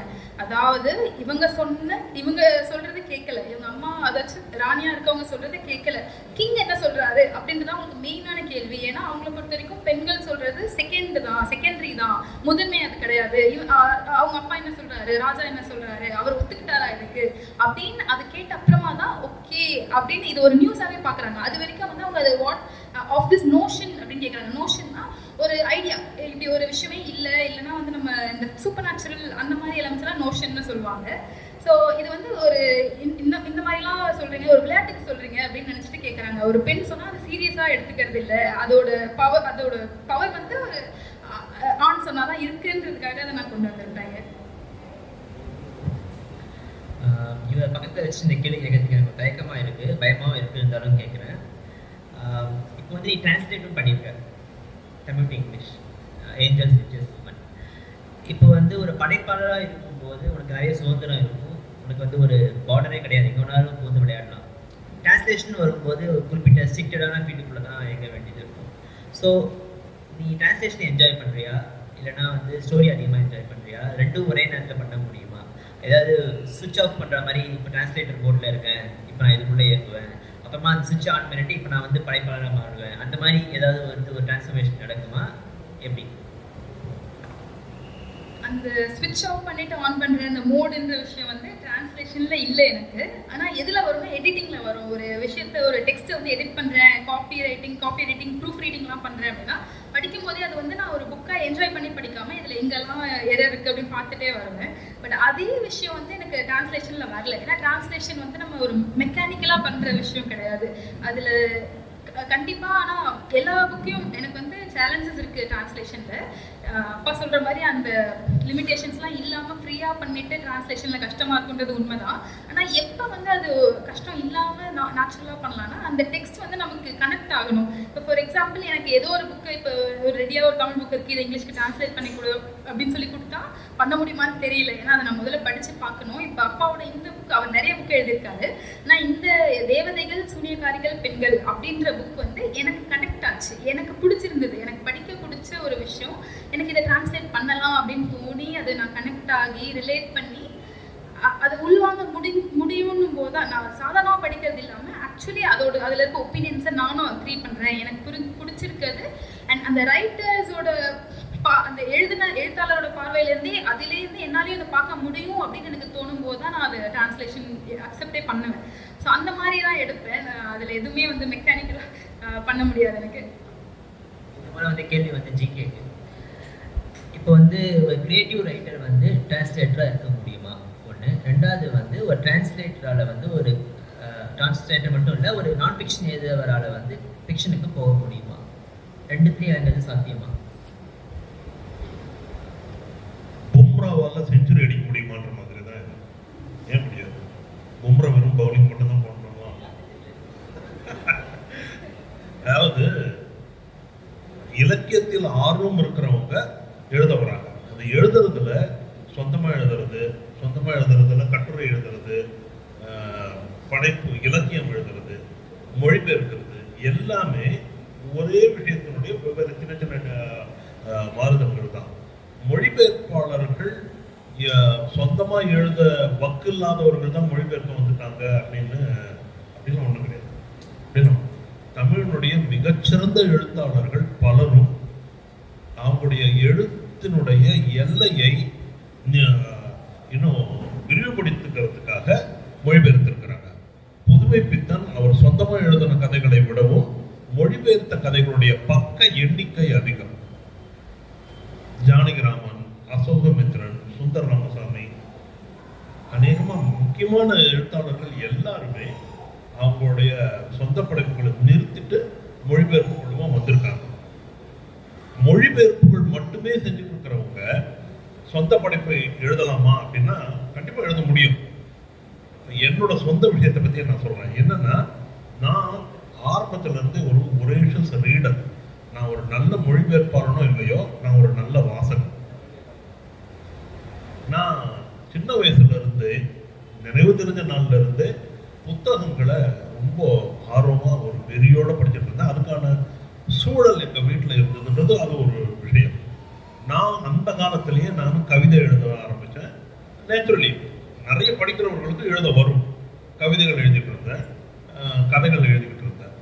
ஆனால் கூடவே நான் நல்ல பேர் இலக்கியங்களை தமிழ்லையும் சரி ஆங்கிலத்திலும் சரி படிச்சுக்கிட்டு இருக்கும்போது நான் எழுதுகிற கதைக்கும் நான் படிக்கிற கதைக்கும் இருக்கிற தர வித்தியாசம் எனக்கு நல்லா புரிஞ்சது.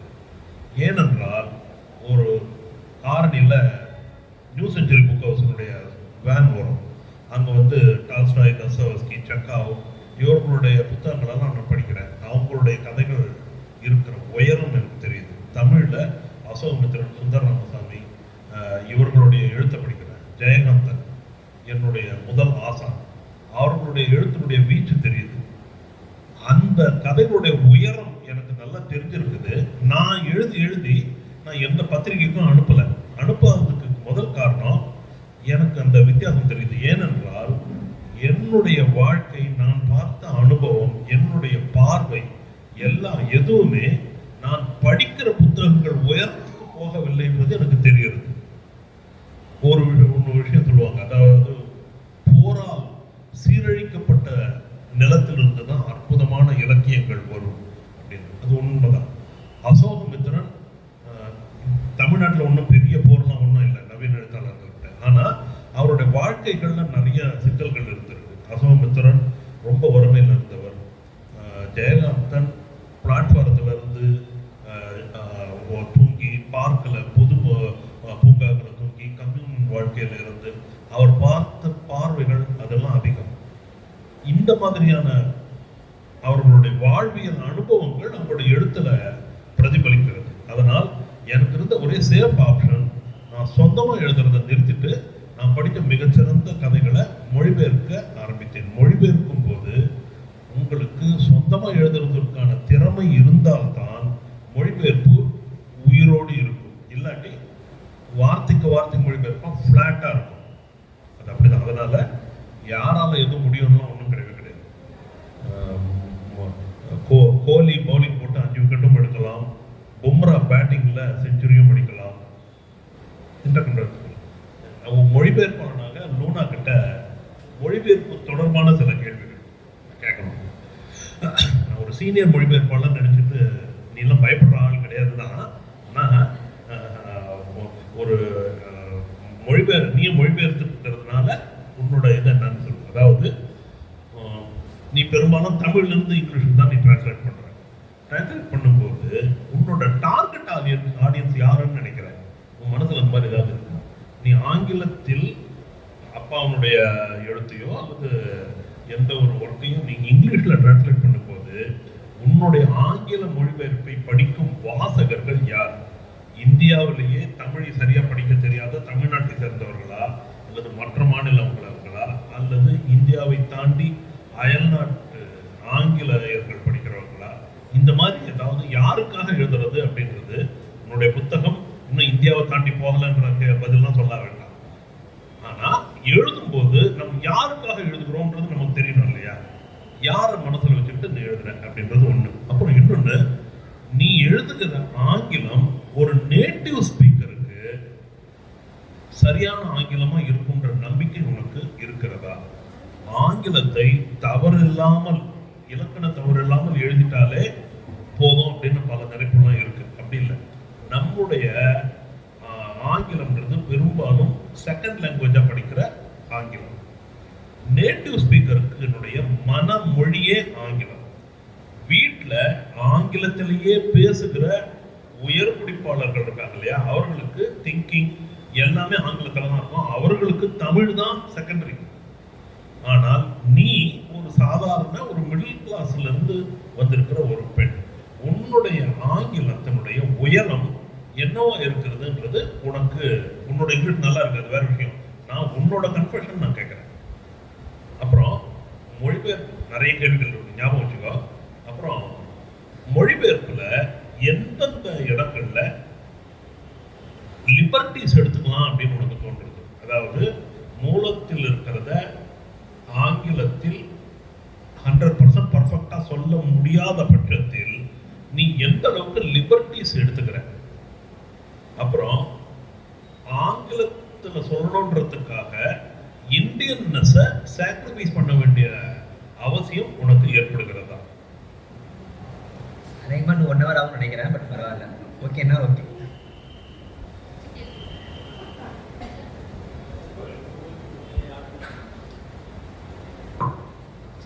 முதல் கேள்வி மறந்துட்டேன் அதுக்குள்ள. ரெண்டாவது கேள்வியிலேருந்து வந்தேன். இப்போ ஆங்கிலத்தில் எழுதும்போது எது வந்து எந்த லெவல் கான்ஃபிடன்ஸ் இல்லை டார்கெட் ஆடியன்ஸ் யாருன்னு கேட்டாங்க, ஞாபகம் வந்துருச்சு. என்னன்னா ஆக்சுவலி எனக்கு இப்போ வரைக்கும் நான் டிரான்ஸ்லேட் பண்ணியிருக்க சில புக்ஸ் வந்து இந்தியா விட்டு போகலை தான், அங்கே சொன்ன மாதிரி அது கரெக்டு. ஆனால் நான் எழுதும்போது எந்த டார்கெட் ஆடியன்ஸை மைண்டில் வச்சுட்டு எழுதுவேன்னா, எனக்கு அவுட் ஆஃப் இந்தியா ஃபாரினர்ஸ் அதை படித்தாங்கன்னா, இப்போ இந்த விஷயம் எனக்கு வந்து ஃபாரின் அண்ட் தமிழ் தெரியாத ஒருத்தட்ட போகுது, நான் நேட்டிவ் ஸ்பீக்கர்ஸ், தமிழ் தெரியாத ஒருத்தட்ட ஒரு தமிழ் நூல் போகுது, இதில் இருக்க விஷயம் அங்கே போய் சேரணுன்றதுக்காக அவங்கள மெயின் ஆடியன்ஸாக நான் வச்சுருப்பேன். ஆனால் அவங்க இப்போ இந்த புக்கை வந்து டிரான்ஸ்லேஷன் அதுக்கு எப்படி இருக்கும் அதோட ஜஸ்டிஸ் கொடுத்து ஈக்குவலாக தான் நம்ம டிரான்ஸ்லேட் பண்ணி கொடுப்போம், எப்படி ஒரிஜினலில் இருக்கோ அந்த டிரான்ஸ்லேட் வெர்ஷனில். ஆனால் மெயினாக வந்து இப்போ நான் எழுதும்போது கொஞ்சம் எந்த அளவுக்கு அதை சிம்பிளாக கொடுக்க முடியுமோ அப்படின்னு நான் பார்த்து கொடுக்குறது எதுக்குன்னா, இப்போ நான் நேட்டிவ் ஸ்பீக்கர்ஸ் இருக்காங்க, தமிழ் தெரியாதவங்களுக்கு போய் சேர்றது ஒன்று, தமிழ் தெரிஞ்சுமே தமிழில் படிக்க தெரியாதவங்கன்னு சொல்லி இப்போ இன்னொரு கேட்டகரி சொன்னாங்களே, அவங்களாலையுமே படிக்கணும்னு போது கொஞ்சம் அந்த ஒரு contemporary and simplified version of டிரான்ஸ்லேஷனில் தான் நான் தருவேன். அது நான் பண்ணும்போதே பண்ணுவேன். அதுக்கப்புறமா அதில் வந்து நாங்கள் நிறைய டிஸ்கஷன்லாம் பண்ணி நிறைய விஷயம் மாற்றிருக்கோம். செகண்ட் வந்து என்னோட இங்கிலீஷ் அந்த லாங்குவேஜ் ஸ்கில்ஸ் பற்றி நான் என்ன நினைக்கிறேன்னு கேட்டாங்க. ஆக்சுவலி எனக்கு எதுவும் கருத்தில் மாற்றம் இல்லை, நானும் நல்லா பண்ணுறேன்னு தான் எனக்கும் தோணும். ஏன்னா நான் இப்போ நேட்டிவ் இங்கிலீஷ் லேர்னராக இல்லை அப்படின்னாலுமே வந்து இங்கிலீஷ் மேலே எனக்கு வந்து ஒரு இப்போ தமிழ் எந்த அளவுக்கு பிடிக்குமோ அதே அளவுக்கு இங்கிலீஷ் பிடிக்கும்னு நான் சொல்ல மாட்டேன். எனக்கு எப்படி இருந்தாலும் தாய்மொழி தமிழ் தான், மதர் டங் அது வேறு. ஆனால் சம்டைம்ஸ் வந்து இப்போ இங்கிலீஷில் இப்போ நான் படிக்கிறதோ எழுதுறதோ அந்த விஷயம் எனக்கு நேச்சுரலாகவே வரும். சின்ன வயசுலேருந்தே இப்போ நான் இங்கிலீஷில் படித்ததுனால இருந்திருக்கலாம். அண்ட் நான் படித்தது எதுவுமே வந்து இந்தியன் ரைட்டர்ஸோட இங்கிலீஷ் புக்ஸ் படித்தது இல்லை, எல்லாமே வந்து இன்டர்நேஷ்னல் புக்ஸ் குளோபல் லெவல்லேருந்து தான் நான் எடுத்து படித்தேன்றதுனாலே இருக்கலாம் மேபி. ஸோ அது வந்து எனக்கு நேச்சுரலாக வரும். இப்போ இந்த God bless you devil kiss you book வந்து நிறைய லெவல் டிராஃப்டிங் போச்சு எழுதின ஸ்டேஜ்லேயே. ஸோ அப்பா கேட்ட முதல் விஷயம் என்னன்னா, இது எதுவுமே இந்தியாவில் நடக்கிற மாதிரியே இல்லையே, நீ ஃபாரின்னு பேர் எதுவுமே நீ கொடுக்கல, இடம் கொடுக்கல, ஆனால் படிக்கும் போதே எனக்கு வந்து ஒரு இன்டர்நேஷ்னல் ஃபீல் தான் வருது, நீ ஏன் அப்படி வச்சிருக்க, நார்மலாக எழுதலாம்ல அப்படின்னு சொல்லி சொன்னப்போ நான் சொன்ன விஷயம் வந்து இப்போ நமக்கு நம்ம தமிழில் நிறைய எழுதுகிறோம், தமிழ் ஆடியன்ஸை டார்கெட் பண்ணி நான் மெயினாக எழுதலை. இப்போ தமிழில் இங்கிலீஷ் படிக்கிறாங்க ஒன்று, அண்ட் நான் எழுதியிருக்க முக்கால்வாசி விஷயம் வந்து நான் நிறைய அந்த கல்ச்சுரல் ரிலீஜியஸ் அந்த இஷ்யூஸ் கான்ஃப்ளிக்ட்டை பற்றி நிறைய எழுதியிருப்பேன். இங்கே இருக்கவங்க நிறைய பேர் அதுலேயே மூழ்கி இருக்கிறவங்களுக்கு நம்ம எவ்வளோ சொன்னாலும் வந்து ஒரு கட்டத்துக்கு மேலே ஏற்றுக்க முடியாது. ஒன்று அவங்க வயசாக இருக்கலாம், இல்லைன்னா அவங்களோட அப்ரிங்கிங் அப்படி இருந்துக்கலாம், அந்த மாதிரி ஒரு வளர்ப்பில் இருந்துக்கலாம், அது வந்து ரொம்ப ஸ்ட்ராங்காக வச்சுருப்பாங்க. அது எவ்வளோ வந்து மூட நம்பிக்கைன்னு நம்ம சொன்னாலும் புரியாது சில பேருக்கு. ஸோ நான் எழுதும்போது மெயினாக இன்னொரு ஆங்கிள் எப்படி எழுதுனேன்னா, இப்படி ஒரு விஷயம் நடக்குதுன்னு தெரியாதவங்களுக்கு இது போய் ரீச் ஆகணும், கல்ச்சர்னு ஒரு விஷயம் இருக்குது. இப்போ ஃபாரினில் நம்ம பார்த்தோம்னா ரேசிசம் எத்னிசிட்டின்ற விஷயங்கள்லாம் அங்கே பெருசாக இருக்கும், இங்கே இருக்க மாதிரி கேஸ்டோ ரிலீஜனோ அவங்க மெயினாக பார்க்க மாட்டாங்க. ஸோ இந்த இடத்துல இந்தியாவில் தமிழ்நாட்டில் நான் வாழ்கிற இடத்துல இதெல்லாம் நடக்குதுன்னு நான் சொல்லணும். நான் வந்து வைட் குளோபல் லெவலில் இருக்க ஆடியன்ஸை பேஸ் பண்ணி எழுதுன்றதுனால அந்த ஒரு அந்த அங்கிள் சொன்ன மாதிரி அந்த இங்கிலீஷ் அட்வான்ஸ் லெவல் ஆஃப் இங்கிலீஷில் தான் நான் எழுதியிருப்பேன். அதுதான் எனக்கு நேச்சுரலாகவும் வந்துச்சு, அதில் தான் எழுதுனேன். அண்ட் பிளேசஸ் எதுவுமே மென்ஷன் பண்ணாமல், இந்தியானும் மென்ஷன் பண்ணலை, அவுட் சைடும் எதுவும் மென்ஷன் பண்ணாமல் அது ஒரு ஓப்பனாக விட்டதுக்கான காரணமும் அதுதான். அதுக்கு நான் வந்து இப்போ இங்கே இருக்க யாரும் படிக்கக்கூடாதுன்னு இல்லை, எல்லாருமே அதை படிக்கணும், எல்லாருமே ஓப்பனாக வச்சுக்கணுன்றது காரணத்துக்காக இந்த ஃப்ளெக்சிபிளாக அதை வச்சுட்டேன்.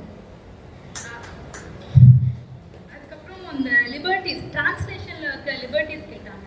அண்ட் இந்தியன்னஸை சாக்ரிஃபைஸ் பண்ணணுமா அதுவும் கேட்டாங்க. அது ஆக்சுவலி நான் ஃபேஸ் பண்ண ஒன் ஆஃப் த சேலஞ்சஸ். இப்போ பாட்டிக்கு டிமென்ஷியா அப்படின்னு ஒரு புக்கு வந்து சில்ட்ரன்ஸ் புக்கு, அதை நான் டிரான்ஸ்லேட் பண்ணேன் தமிழ்நாடு டெக்ஸ்ட் புக் கார்பரேஷனுக்காக. ஸோ அந்த புக்கில் வந்து நிறைய நம்ம தமிழ் வார்த்தைகள்லாம் இருந்துச்சு, உள்ள நிறைய இருந்துச்சு, அது வேறு விஷயம். ஆனால் எனக்கு வந்து எங்கே வந்து அந்த சேலஞ்ச் வந்துச்சுன்னா, டைட்டில்லே பாட்டிக்கு டிமென்ஷியான்னு இருக்குது, இதை நான் வந்து கிராண்ட் மதர்ஸ் டிமென்ஷியா, டிமென்ஷியான்றது இந்த மனநோய், ஸோ கிராண்ட் மதர்ஸ் டிமென்ஷியான்னு நான் மாற்றணுமா அப்படின்னு சொல்லி அந்த கான்ஃப்ளிக்ட் வந்துச்சு. ஏன் மாற்றணும், மாற்றாமலே இருக்கலாமே. ஏன்னா நம்ம டிரான்ஸ்லேட் பண்ணும்போது நம்மளோட விஷயத்தை தான் இன்னொருத்தருக்கு எடுத்துட்டு போகிறோம், தமிழ் தெரியாதவங்களுக்கு எடுத்துட்டு போகிறோம். ஸோ இப்போ அவங்க வந்து பாட்டினா என்ன அப்படின்ற விஷயத்த அந்த வேர்டை சர்ச் பண்ணி தெரிஞ்சுக்கிட்டுமே. ஸோ நம்மளோட அது நேச்சுரலான அந்த நம்மளோட கல்ச்சரும் அதில் இருக்குது, நம்மளோட மொழி இருக்குது. அட் த சேம் டைம் பாட்டினா கிராண்ட் மதர் அப்படின்னு அவங்களும் தெரிஞ்சுக்கிறாங்களே, அதை நம்ம எல்லாத்தையும் மாற்றிட்டு போயிட்டோம்னா அப்புறம் டிரான்ஸ்லேட் பண்ணுறதோட எஃபெக்ட் அது ஒரு யூஸே இல்லைன்ற மாதிரி எனக்கு ஃபீல் ஆச்சு. ஸோ அதுக்கப்புறம் அதை நிறைய டிஸ்கஸ் பண்ணி ஃபைனலாக பாட்டிஸ் டிமென்ஷியா அப்படின்னு வச்சோம் அந்த புக்கோட டைட்டில். இப்போ நீங்கள் சொன்ன கொஸ்டின் இருக்கு இல்லையா, லூனாவுடைய இங்கிலீஷ் எனக்கு ரொம்ப பிடிச்சிருந்தது. ஆனால் அவரோட வாயிலிருந்து ஒரு கன்ஃபியூஷன் வரணுன்றதுக்காக தான் நான் கேட்டேன், எனக்கு சந்தேகத்தோட நான் கேட்கல. எனக்கு வந்து ஒரு விஷயம் புரியுதுங்க ஏன் கேட்டீங்கன்னு சொல்லிட்டு. ஏன்னா நீங்கள் வந்து ஃபிக்ஷன் வந்து மனசில் வச்சுட்டு நீங்கள் கேட்குறீங்க, இவ வந்து பெரும்பாலும் நான் ஃபிக்ஷன் மனசில் வச்சு சொல்கிறேன். அதாவது கண்டென்ட் வந்து கரெக்டாக கன்வே பண்ணணும். நீங்கள் வந்து கண்டென்ட் மட்டும் போகாது, அந்த ஸ்டைல், அந்த கல்ச்சுரல் எலிமெண்ட்ஸு, அந்த ப்ரெசன்டேஷன் எல்லாத்தையுமே வந்து மைண்ட் கம்ப்ளீட்டாக ஒரு மைண்டை வந்து எப்படி இன்னொரு மைண்டை கொண்டு போகுதுன்ற மாதிரியான உங்களுடைய கொஸ்டின் இருந்தது. இந்த ரூட்லேருந்து அந்த ரூட் கொண்டு போகுது. ஸோ அது வந்து என்டையர்லி டிஃப்ரெண்ட் ஏரியா நினைக்கிறேன் ஃபிக்ஷன் டிரான்ஸ்லேஷனுங்கிறது. அப்படிதான் இருக்கணும். ஸோ இப்போ நான் ஃபிக்ஷன் வந்து அதிகமாக பண்ணுறதுனால ஐ திங்க் கண்டென்ட் வந்து முக்கியமாக கொண்டு போகணும். அதை சிதையக்கூடாது, மாறக்கூடாது, அதை கரெக்டாக கன்வே பண்ணணும், சிம்பிளாக கன்வே பண்ணணும். இப்போ இவர் வந்து சிம்பிளிசிட்டின்றதை ஒத்துக்க மாட்டார். சிம்பிளாக சொல்லணுன்றதுக்காக வந்து ஒரு வரியை வந்து உடைச்சிட்டு அவன் போனான், மகிழ்ச்சியாக இருந்தான், வீட்டுக்கு போனான் அப்படி சொன்னால் சிம்பிளாக புரிஞ்சிடும். ஆனால் அது போகாதுன்னு நீங்கள் சொல்லுவீங்க. ஏன்னா அதில் வந்து ஒரிஜினல் ஆத்தர் வந்து என்ன கன்வே பண்ணியிருக்காரோ அதில் வந்து காம்ப்ளெக்சிட்டி இருந்ததுன்னா அந்த காம்ப்ளெக்சிட்டி டிரான்ஸ்லேஷன்லேயும் வரணும். அதுவும் வந்து அந்த ப்ராசஸில் அதுவும் வந்து வர வேண்டியதானே தவிர அது எல்லாத்தையும் வந்து நம்ம சிம்பிளிஃபை பண்ணிட்டு போனால் வந்தால் சந்தோஷமாக இருந்தால் அதை போய் எல்லாரும் சந்தோஷமாக வந்தாங்கன்னு ஒரு தேவதை கதை மாதிரி அதை முடிக்க முடியாது. என்னோட பாலிசி தான் லூனாவை போன்றது எனக்கு நல்லா தெரியும். She won't sacrifice on the spirit of the script. அது ஓகே. ஆனால் நான் கேட்குறது கம்ப்ளீட்டாக வேற கேள்வி. நீ எப்போ ஆங்கிலத்திலிருந்து தமிழுக்கு மொழிபெயர்க்க போகிறாய்? இது வரைக்கும் அந்த ஐடியா இல்லை, சோஃபார் இல்லை, கூடிய சீக்கிரம் வரும். ஓகே, இங்கே நம்ம ஓப்பன் அப் பண்ணலாமா? கொஸ்டின்ஸ் யாருக்காவது இருந்துன்னா கேட்கலாம்.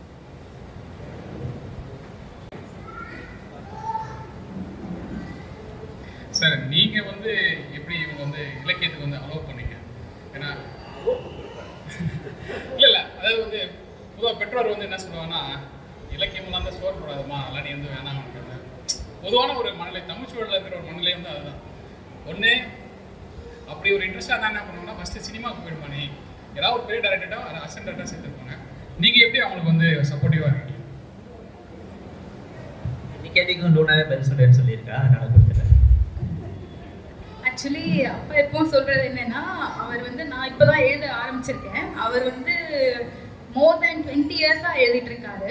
அண்ட் இப்போ அவர் எந்த ஸ்டேஜில் இருக்காருன்னா, ரைட்டிங் வச்சு மட்டும்தான் வந்து நம்ம ஃபைனான்ஸ் ஃபுல்லாகவே வந்து அதுக்கு ரைட்டிங் மட்டும்தான் வந்து மானிட்டரியாக ஒரு இன்கம் தருது. ஸோ அந்த ஸ்டேஜில் இருந்துட்டு அவர் சொல்கிற விஷயம் எனக்கு என்னென்னா, எழுதிட்டே இரு, அந்த ஒரு இடத்த வந்து நீ ரீச் பண்ணணும். உனக்கு வந்து நீ வேற இப்போ நான் வந்து நிறைய பார்த்தேன், கொஞ்சம் எடிட் பண்ணுறேன், டிரான்ஸ்லேட் பண்ணுறேன், இதெல்லாம் பண்ணுறேன், அதான் நீ பண்ணிக்கோ. ஆனால் வந்து அதை வந்து மணிக்காக நீ வந்து மணி எதிர்பார்த்து நீ பண்ணணும். மோஸ்ட்லி வந்து இப்போ மற்ற இன்கம், மற்ற கரியர் போகிறவங்க எல்லாமே வந்து ஐடி கூட நிறைய சம்பளம் இருக்கும், இல்லை டீச்சிங் போ, இங்கிலீஷ் படிச்சிருக்கேன்னா டீச்சிங் போன்னு முதல்ல அனுப்பிடுவாங்க, இல்லை இங்கிலீஷே படிக்காத வேற ஏதாச்சும் பண்ணு அப்படின்னு சொல்லி நிறைய ஆப்ஷன்ஸ் இருக்கு. இவர் சொன்னது என்னன்னா, உனக்கு அந்த கான்ஃபிடன்ஸ் இருக்கு, நீ எழுதிட்டே இரு, நீ எழுத்து மூலயமா மட்டுமே வந்து நீ சம்பாதிக்கணும் அப்படின்னு சொல்லி அவர் அப்பப்போ சொல்ற விஷயம் அது. வேற ஏதாவது சொல்லுங்க சார். Nice, congratulations. ஆக்சுவலி இந்த நீங்கள் இங்கிலீஷ் எழுதுனதுனால இந்த ஒரு கேள்வி. இங்கிலீஷில் நிறைய தியரிஸ் இருக்குது, சாருக்கு தெரியும் நினைக்கிறேன். ஸோ இந்த ஃபெமினிசம், அதுக்கப்புறம் மேஜிக்கல் ரியலிசம் தியரியான்னு என்னால் எடுத்துக்க முடியல. It is techniques, writing technique. அதுக்கப்புறம் வந்து நான் எழுதின ஸ்ட்ரீம் ஆஃப் கான்ஷியஸ்னு ஒரு நாவல் கூட எழுதியிருக்கேன், அதில் கூட. ஸோ இந்த மாதிரி நிறைய தியரிஸ் இருக்குது இங்கிலீஷில். தமிழில் அப்படி குறவுன்றதை விட 1-2 தான் இருக்குது, நிறைய எழுதுகிறாங்க. அப்போ அந்த வகையில் பார்க்கும்போது நீங்கள் ஒவ்வொரு இது இப்போ நீங்கள் சொன்னீங்க இந்த மேஜிக்கல் ரியலிசம் எழுதியிருக்கேன் அப்படின்னு சொல்லி, நீங்கள் எழுதும் போது இந்த தியரியில் நம்ம எழுதலாம் அப்படின்னு நினச்சி எழுதுனீங்களா, இல்லை கொஞ்சம் அப்படியே இந்த ட்ராவல் ஆனதுக்கப்புறமா அந்த தியரிக்குள்ள கன்வெர்ட் ஆகிதா, அதுவே கதையே தேடிக்குதா, இல்லை நீங்கள் இந்த தியரியை செலக்ட் பண்ணிட்டு அதில் எழுதுறீங்களா, இனிமேல் எந்த தியரியெல்லாம் எழுதணும்னு உங்களுக்கு ஐடியா இருக்குது? அது அதுக்கெல்லாம் சார் கூட இதை பற்றி கொஞ்சம் பேசலாம். ஆக்சுவலி நீங்கள் இந்த சொன்ன டெக்னிக்ஸ் எல்லாம் இருக்குல்ல, ஸ்ட்ரீம் ஆஃப் கான்ஷியஸ்னஸ்ன்ற டெக்னிக் வந்து one of my most favourite one. Virginia Woolf அதை எழுதியிருப்பாங்க. Virginia Woolf is one of my favourite authors. So அந்த ஸ்ட்ரீம் ஆஃப் கான்ஷியஸ்னஸ்ன்ற டெக்னிக் வந்து எனக்கு படிக்கிறது, நான் எத்தனை வாட்டி வேணால் திருப்பி படிச்சுட்டே இருக்கலாம், ரொம்ப பிடிச்ச ஒரு விஷயம். ஸோ இன்னும் அதை நான் வந்து நான் இம்ப்ளிமெண்ட் பண்ணலை என்னோட ரைட்டிங்ஸில். பட் ஸோ ஃபார் நான் கொண்டு வந்திருக்கிறதெல்லாம் சூப்பர் நேச்சுரல் அந்த மாதிரியான எலிமெண்ட்ஸ் நான் வந்து என்னோட ரைட்டிங்ஸில் ஆட் பண்ணுறதை வந்து நான் ஸ்டார்டிங்கில் ஒரு அவுட்லைன் இப்படி கொண்டு வரலாம், அந்த ஸ்டோரியை பிளாட் கொண்டு வரலாம்னு யோசிக்கும் போதே வந்து இப்படி தான் கொண்டு போகணும், இது இன்வால்வ் பண்ணலாம்னு யோசிச்சிடுவேன். பட் மேபி போகும்போது கொஞ்சம் அதில் வந்து சேஞ்சஸ் கொஞ்சம் வந்து அங்கங்கே ட்வீக்கிங் பண்ணலாம், அந்த பட்டி டிங்கரிங் ஒர்க்லாம் பண்ணலாம். பட் ஆனால் மெயினாக இதை கொண்டு வரலாம், இப்படி கொண்டு போகலான்றது நான் முன்னாடியே யோசிச்சு ஸ்டார்டிங்லேயே யோசிக்கிற விஷயம் தான். ஆமாம்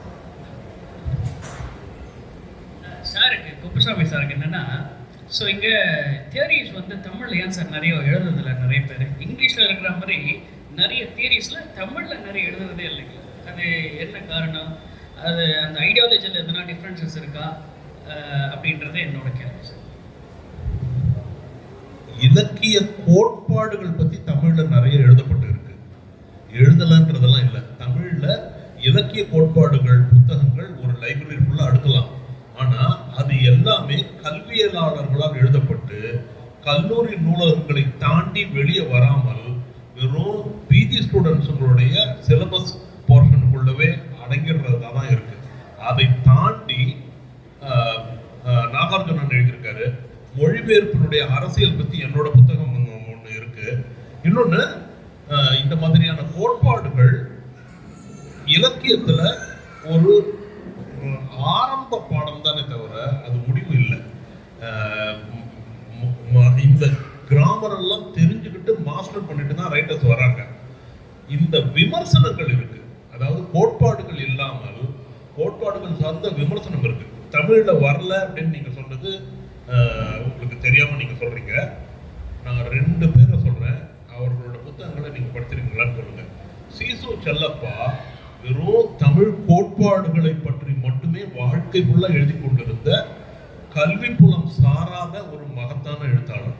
அவர் நடத்தின அந்த எழுத்து கிட்டத்தட்ட 100 இதழ்கள் வந்திருக்கும்னு நினைக்கிறேன். அதுல பல்வேறு வகையான உலக இலக்கியங்களுடைய கோட்பாடுகள் பத்தி மாஞ்சி எழுதிட்டு இருந்தவர் அவர். அதுக்கப்புறம் நாகார்ஜுனன் நிறைய எழுதியிருக்காரு. நான் சொல்றவங்க யாருமே அகடமிக் சர்க்கிள்ல இருந்து வந்தவங்க இல்லை, படைப்பாளிகள்.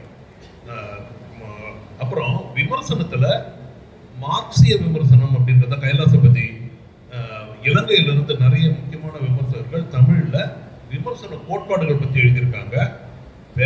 அவர் கைலாசபதி ஒரு பேராசிரியராக இருக்கலாம், ஆனால் இலங்கையில இந்த மாதிரி இலங்கை தமிழ் எழுத்தாளர்கள் பலவிதமான இலக்கிய கோட்பாடுகள், இலக்கிய தத்துவங்கள் பத்தி நிறையவே எழுதியிருக்காங்க. நாம இப்போ இருக்கிற இந்த வாட்ஸ்அப் ஜெனரேஷன்களுக்கு இந்த புத்தகங்கள்லாம் நமக்கு தெரியறது இல்லை. ஆனால் தமிழில் கிட்டத்தட்ட 80கள் வரைக்கும் ரொம்ப ஆக்டிவா இருந்த சிற்றிதழ் பாரம்பரியத்துல ஆச்சரியகரமாக அத்தனை விஷயங்களை எழுதியிருக்காங்க. 80கள் வரைக்கும் தமிழ் கொடிகட்டி பறந்து கொண்டிருந்த, நான் சொல்றது எண்ணிக்கையில் அல்ல, ஆக்டிவிட்டீஸ்ல, செயல்பாடுகளில் மீட்சி, பாலம், ழா, காற்று, கசடத்தப்பற, இந்த இதழ்கள் எல்லாம் உங்களுக்கு கிடைச்சா நீங்க அதெல்லாம் எடுத்து பார்த்தீங்கன்னா தெரியும் இத்தனை விஷயங்கள் தமிழ்ல எழுதப்பட்டிருக்கா அப்படின்னுட்டு. இப்போ இருக்கிற தமிழில் தங்களை தாங்களே நட்சத்திரங்கள் என்று சொல்லிக் கொண்டிருக்கிற இலக்கிய உணர்வாயர்கள் இருக்காங்களே, அவர்களுக்கு இதெல்லாம் பத்தி தெரியாது, பேச மாட்டாங்க. ஆனா 90களுக்கு பிறகு உலகமயமாக்கல் ஆனதுக்கு பிறகு தமிழ் இலக்கிய உலகத்துல ஜனரஞ்சக வாசிப்புன்ற சாக்கடை நிறைய கலந்துட்டதால உங்களுக்கு அந்த மாதிரியான வீரியமான எழுத்துக்கள்லாம் கண்ணுக்கு தெரியல. தேடுங்கள், கண்டடைவீர்கள். யூஸ்வலாக நிறைய புக்ஸ் இப்போ கிண்டில்லே கூட அவைலபிளாக இருக்குது. இப்போ எழுத்துலாம் நிறைய கிண்டில் வந்திருக்கு, நான் ஈஸியாக சர்ச் பண்ணிக்க முடியும். ஓகே, வேறு ஏதாவது கேள்விகள்? லூனாவை பார்க்கும்போது லூனாவை பாராட்டணும்னு தோணலை, அவங்க பேரண்ட்ஸை பாராட்டணும்னு தான் தோணுது. பழமை மாறாத புதுமை பெண். ஸோ கரெக்டாக அவங்க சொன்னாங்க, she started reading at her 13 years. So எந்த வயசில் ஒரு குழந்தைய ஆரோக்கியமான வழியில் திருப்பணுங்கிறதுக்கு லூனாவோட பேரண்ட்ஸ் ஒரு சரியான எடுத்துக்காட்டு. எனக்கு ஒரு கேள்வி, மறுஜென்மம், பேரானார்மல் இதிலெல்லாம் ஆர்வம் இருக்குன்னு சொன்னீங்க இல்லையா? So there are lot of books available.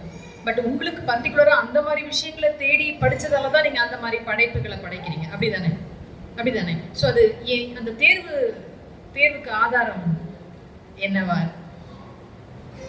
இப்போ என்கிட்ட கொடுத்து திணிச்சு நீ படிச்சுதான் ஆகணும்னு சொன்னா கூட நான் அந்த பேரானார்மல் மறுஜென்மம் நான் போக மாட்டேன். ஸோ எது உங்களை அதை நோக்கி திருப்பியதுன்னு எனக்கு ஒரு கேள்வி இருக்கு. ஆக்சுவலி இதுக்கும் நான் இந்த என்னோட சாய்ஸ் ஆஃப் புக்ஸ் சின்ன வயசில் நான் சொன்னேன் இல்லையா, லைப்ரரியில் போய் ஃபஸ்ட்டு பார்த்து எடுத்த புக்ஸ் இந்த மித்தாலஜி புக்ஸ்ன்னு எடுத்துட்டேன். அண்ட் எனக்கு ஃபஸ்ட்டு எக்ஸ்போஸ் ஆன மித்தாலஜி க்ரீக் மித்தாலஜி தான். ஸோ க்ரீக் மித்தாலஜி நான் படிக்கும்போது அதில் அண்டர் வேர்ல்டு அப்படின்ற கான்செப்ட் இருக்குது. நம்ம நம்மளோட இதுபடி நம்ம நிறைய மித்தாலஜிஸ் இருக்குது. ஒன்று நம்ம சொர்க்கம் நரகம் 2 விஷயம் இருக்கும், ஹெவன் என்று 2 கான்செப்ட் தான் இருக்கும். பட் க்ரீக் மித்தாலஜியில் என்னென்னா அண்டர் வேர்ல்டு அப்படின்ற ஒரு பர்கேட்ரி, நடுவில் ஒரு இடம் இருக்கும். ஸோ இறந்த உடனே ஒருத்தரோட ஸ்பிரிட் அங்கே அண்டர் வேர்ல்டுக்கு ஃபஸ்ட்டு போகுது. அங்கே போன அப்புறமா அந்த தேர்வு நடக்கும். இவங்க நல்லது பண்ணியிருக்காங்களா, இங்கே போகுமா அங்கே போகணுமான்ற விஷயம் நடக்கும். அண்ட் அது தெரியாதப்போ அங்கேயே தங்க வச்சுட்டு அந்த அண்டர் வேர்ல்ட்லேயே இருக்கிற மாதிரி ஒரு சாய்ஸ் இருக்குது. ஸோ ரீபர்த்துக்கு இவங்களை அனுப்பலாமா அப்படின்றது. ஸோ அவங்கள பொறுத்த வரைக்கும் எலிசியன் ஃபீல்டுன்றது நம்மளோட சொர்க்கம் மாதிரி. இது டார்டரஸ் அப்படின்னு சொல்லுவாங்க, அது நம்மளோட நரகம். இது 2 வரும். அது இல்லாமல் இந்த சொர்க்கம் அண்டர் வேர்ல்டுன்ற கான்செப்ட் அவங்க ஜட்ஜ்மெண்ட்டுக்காக வெயிட் பண்ணிட்டு இருப்பாங்க. அங்கே வெயிட் பண்ணும்போது அவங்க இன்கேஸ் ஓகே இவங்களுக்கு இன்னொரு சான்ஸ் கொடுக்கலாம் அப்படின்னும் போது ரீலைஃப் போகலாம், அவங்களுக்கு ரீபர்த் கொடுக்கலாம். இந்த இப்போ இருந்த முன் ஜென்மத்தோட ஞாபகம் நினைவு எல்லாமே மறந்து போயிட்டு அவங்க திருப்பி ஒரு ஃப்ரெஷ் ஸ்டார்ட் கொடுக்கலாம், அவங்களுக்கு ஒரு பிகினிங் அப்படின்னு சொல்லி அனுப்புவாங்க. அதை நான் படித்தப்போ எனக்கு ரொம்ப இன்ட்ரெஸ்டாக ஒரு ஸ்பார்க் ஆகிடுச்சு. ஸோ அதுக்கப்புறமா நான் தேடி அதை பற்றி நிறைய வெர்ஷன்ஸ் படித்து அதுக்கப்புறம் வேறு மித்தாலஜிஸ்லையும் ஒரு ரீபர்த்ன்ற ரீஇன்கார்னேஷன் அப்படின்ற கான்செப்ட். அதுக்கப்புறம் இப்போ சில பேருக்குலாம் இந்த முன்ஜென்மம் ஞாபகம் இருக்குன்ற விஷயம் இருக்கு இல்லையா? ஸோ அதை பற்றி நிறைய ரிசர்ச் பண்ணியிருக்கேன். சில பேர்லாம் இதுக்குன்னே ஹிப்னோ தெரப்பிலாம் போய் முன்ஜென்மம் இருக்கா அப்படின்னு கண்டுபிடிக்கிறவங்கலாம் இருக்காங்க. ஸோ அது கொஞ்சம் நிறைய அதுக்கப்புறம் இன்ட்ரெஸ்ட் டெவலப் ஆச்சு அங்கேருந்து. நீங்க சொன்னீங்க ஒரு விஷயம் உங்களை மன சங்கடத்துக்கு உள்ளாகுச்சுன்னா அதை பத்தி நீங்க எழுதுறீங்க, அதை உங்களை மித்தாலஜி கலந்து எழுதுறீங்க. ஸோ அப்படி எழுதுனதுக்கு அப்புறம் உங்களுக்கு அந்த இருக்கிற அந்த மன சங்கடம் குறைஞ்சிருந்தா? Did you feel that your tension is being released by your written expression? குறைஞ்சிடுது, நான் மொத்தமா போகல.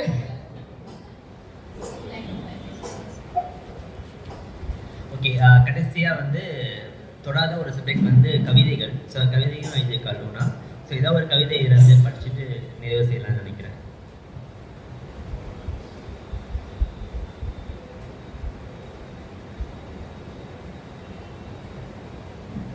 இந்த புக்கில் இருக்க முதல் கவிதையே படிக்கிறேன். ஆக்சுவலி இதுலேருந்து எதுவுமே என்னோட ஃபேவரட்னு பிக் பண்ண முடியாது, எல்லாமே எனக்கு ரொம்ப பிடிக்கும். ரொம்ப யோசித்து எழுதின விஷயங்கள் தான். இந்த ஃபர்ஸ்ட் ஒன் நான் படிக்கிறேன், மற்றது நீங்களே படித்து பாருங்கள். A subtle storm, black nights becoming pale and stark, bright days becoming unkind and dark, either too cold or too hot, the memories of a fairy heart. Beware her lightning and thunder, for she can break you asunder, unbecoming in the never-lasting travel, letting her past, present and future unravel. A mad woman in the realm, desperate, to fight an illusion too desperate. With the soul of a seeker, she's a revolution. With the heart of a killer, she's evolution. A heart craving old, forgotten things and guarded by venomous, defensive stings. A mind where justice still clings and ancient voices of wisdom sings. A trophy hunted by half-witted kings. The queen evades with strong, wicked wings. A beautiful disaster in all her fury. Does anyone really know her story? நன்றி.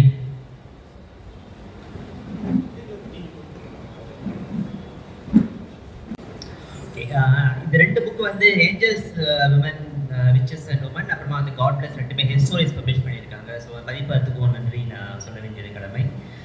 மற்றபடி event organise பண்ணி Arne times and ரா புத்தக குழுக்கும் நன்றி. வந்திருக்கும் அனைவருக்கும் நன்றி.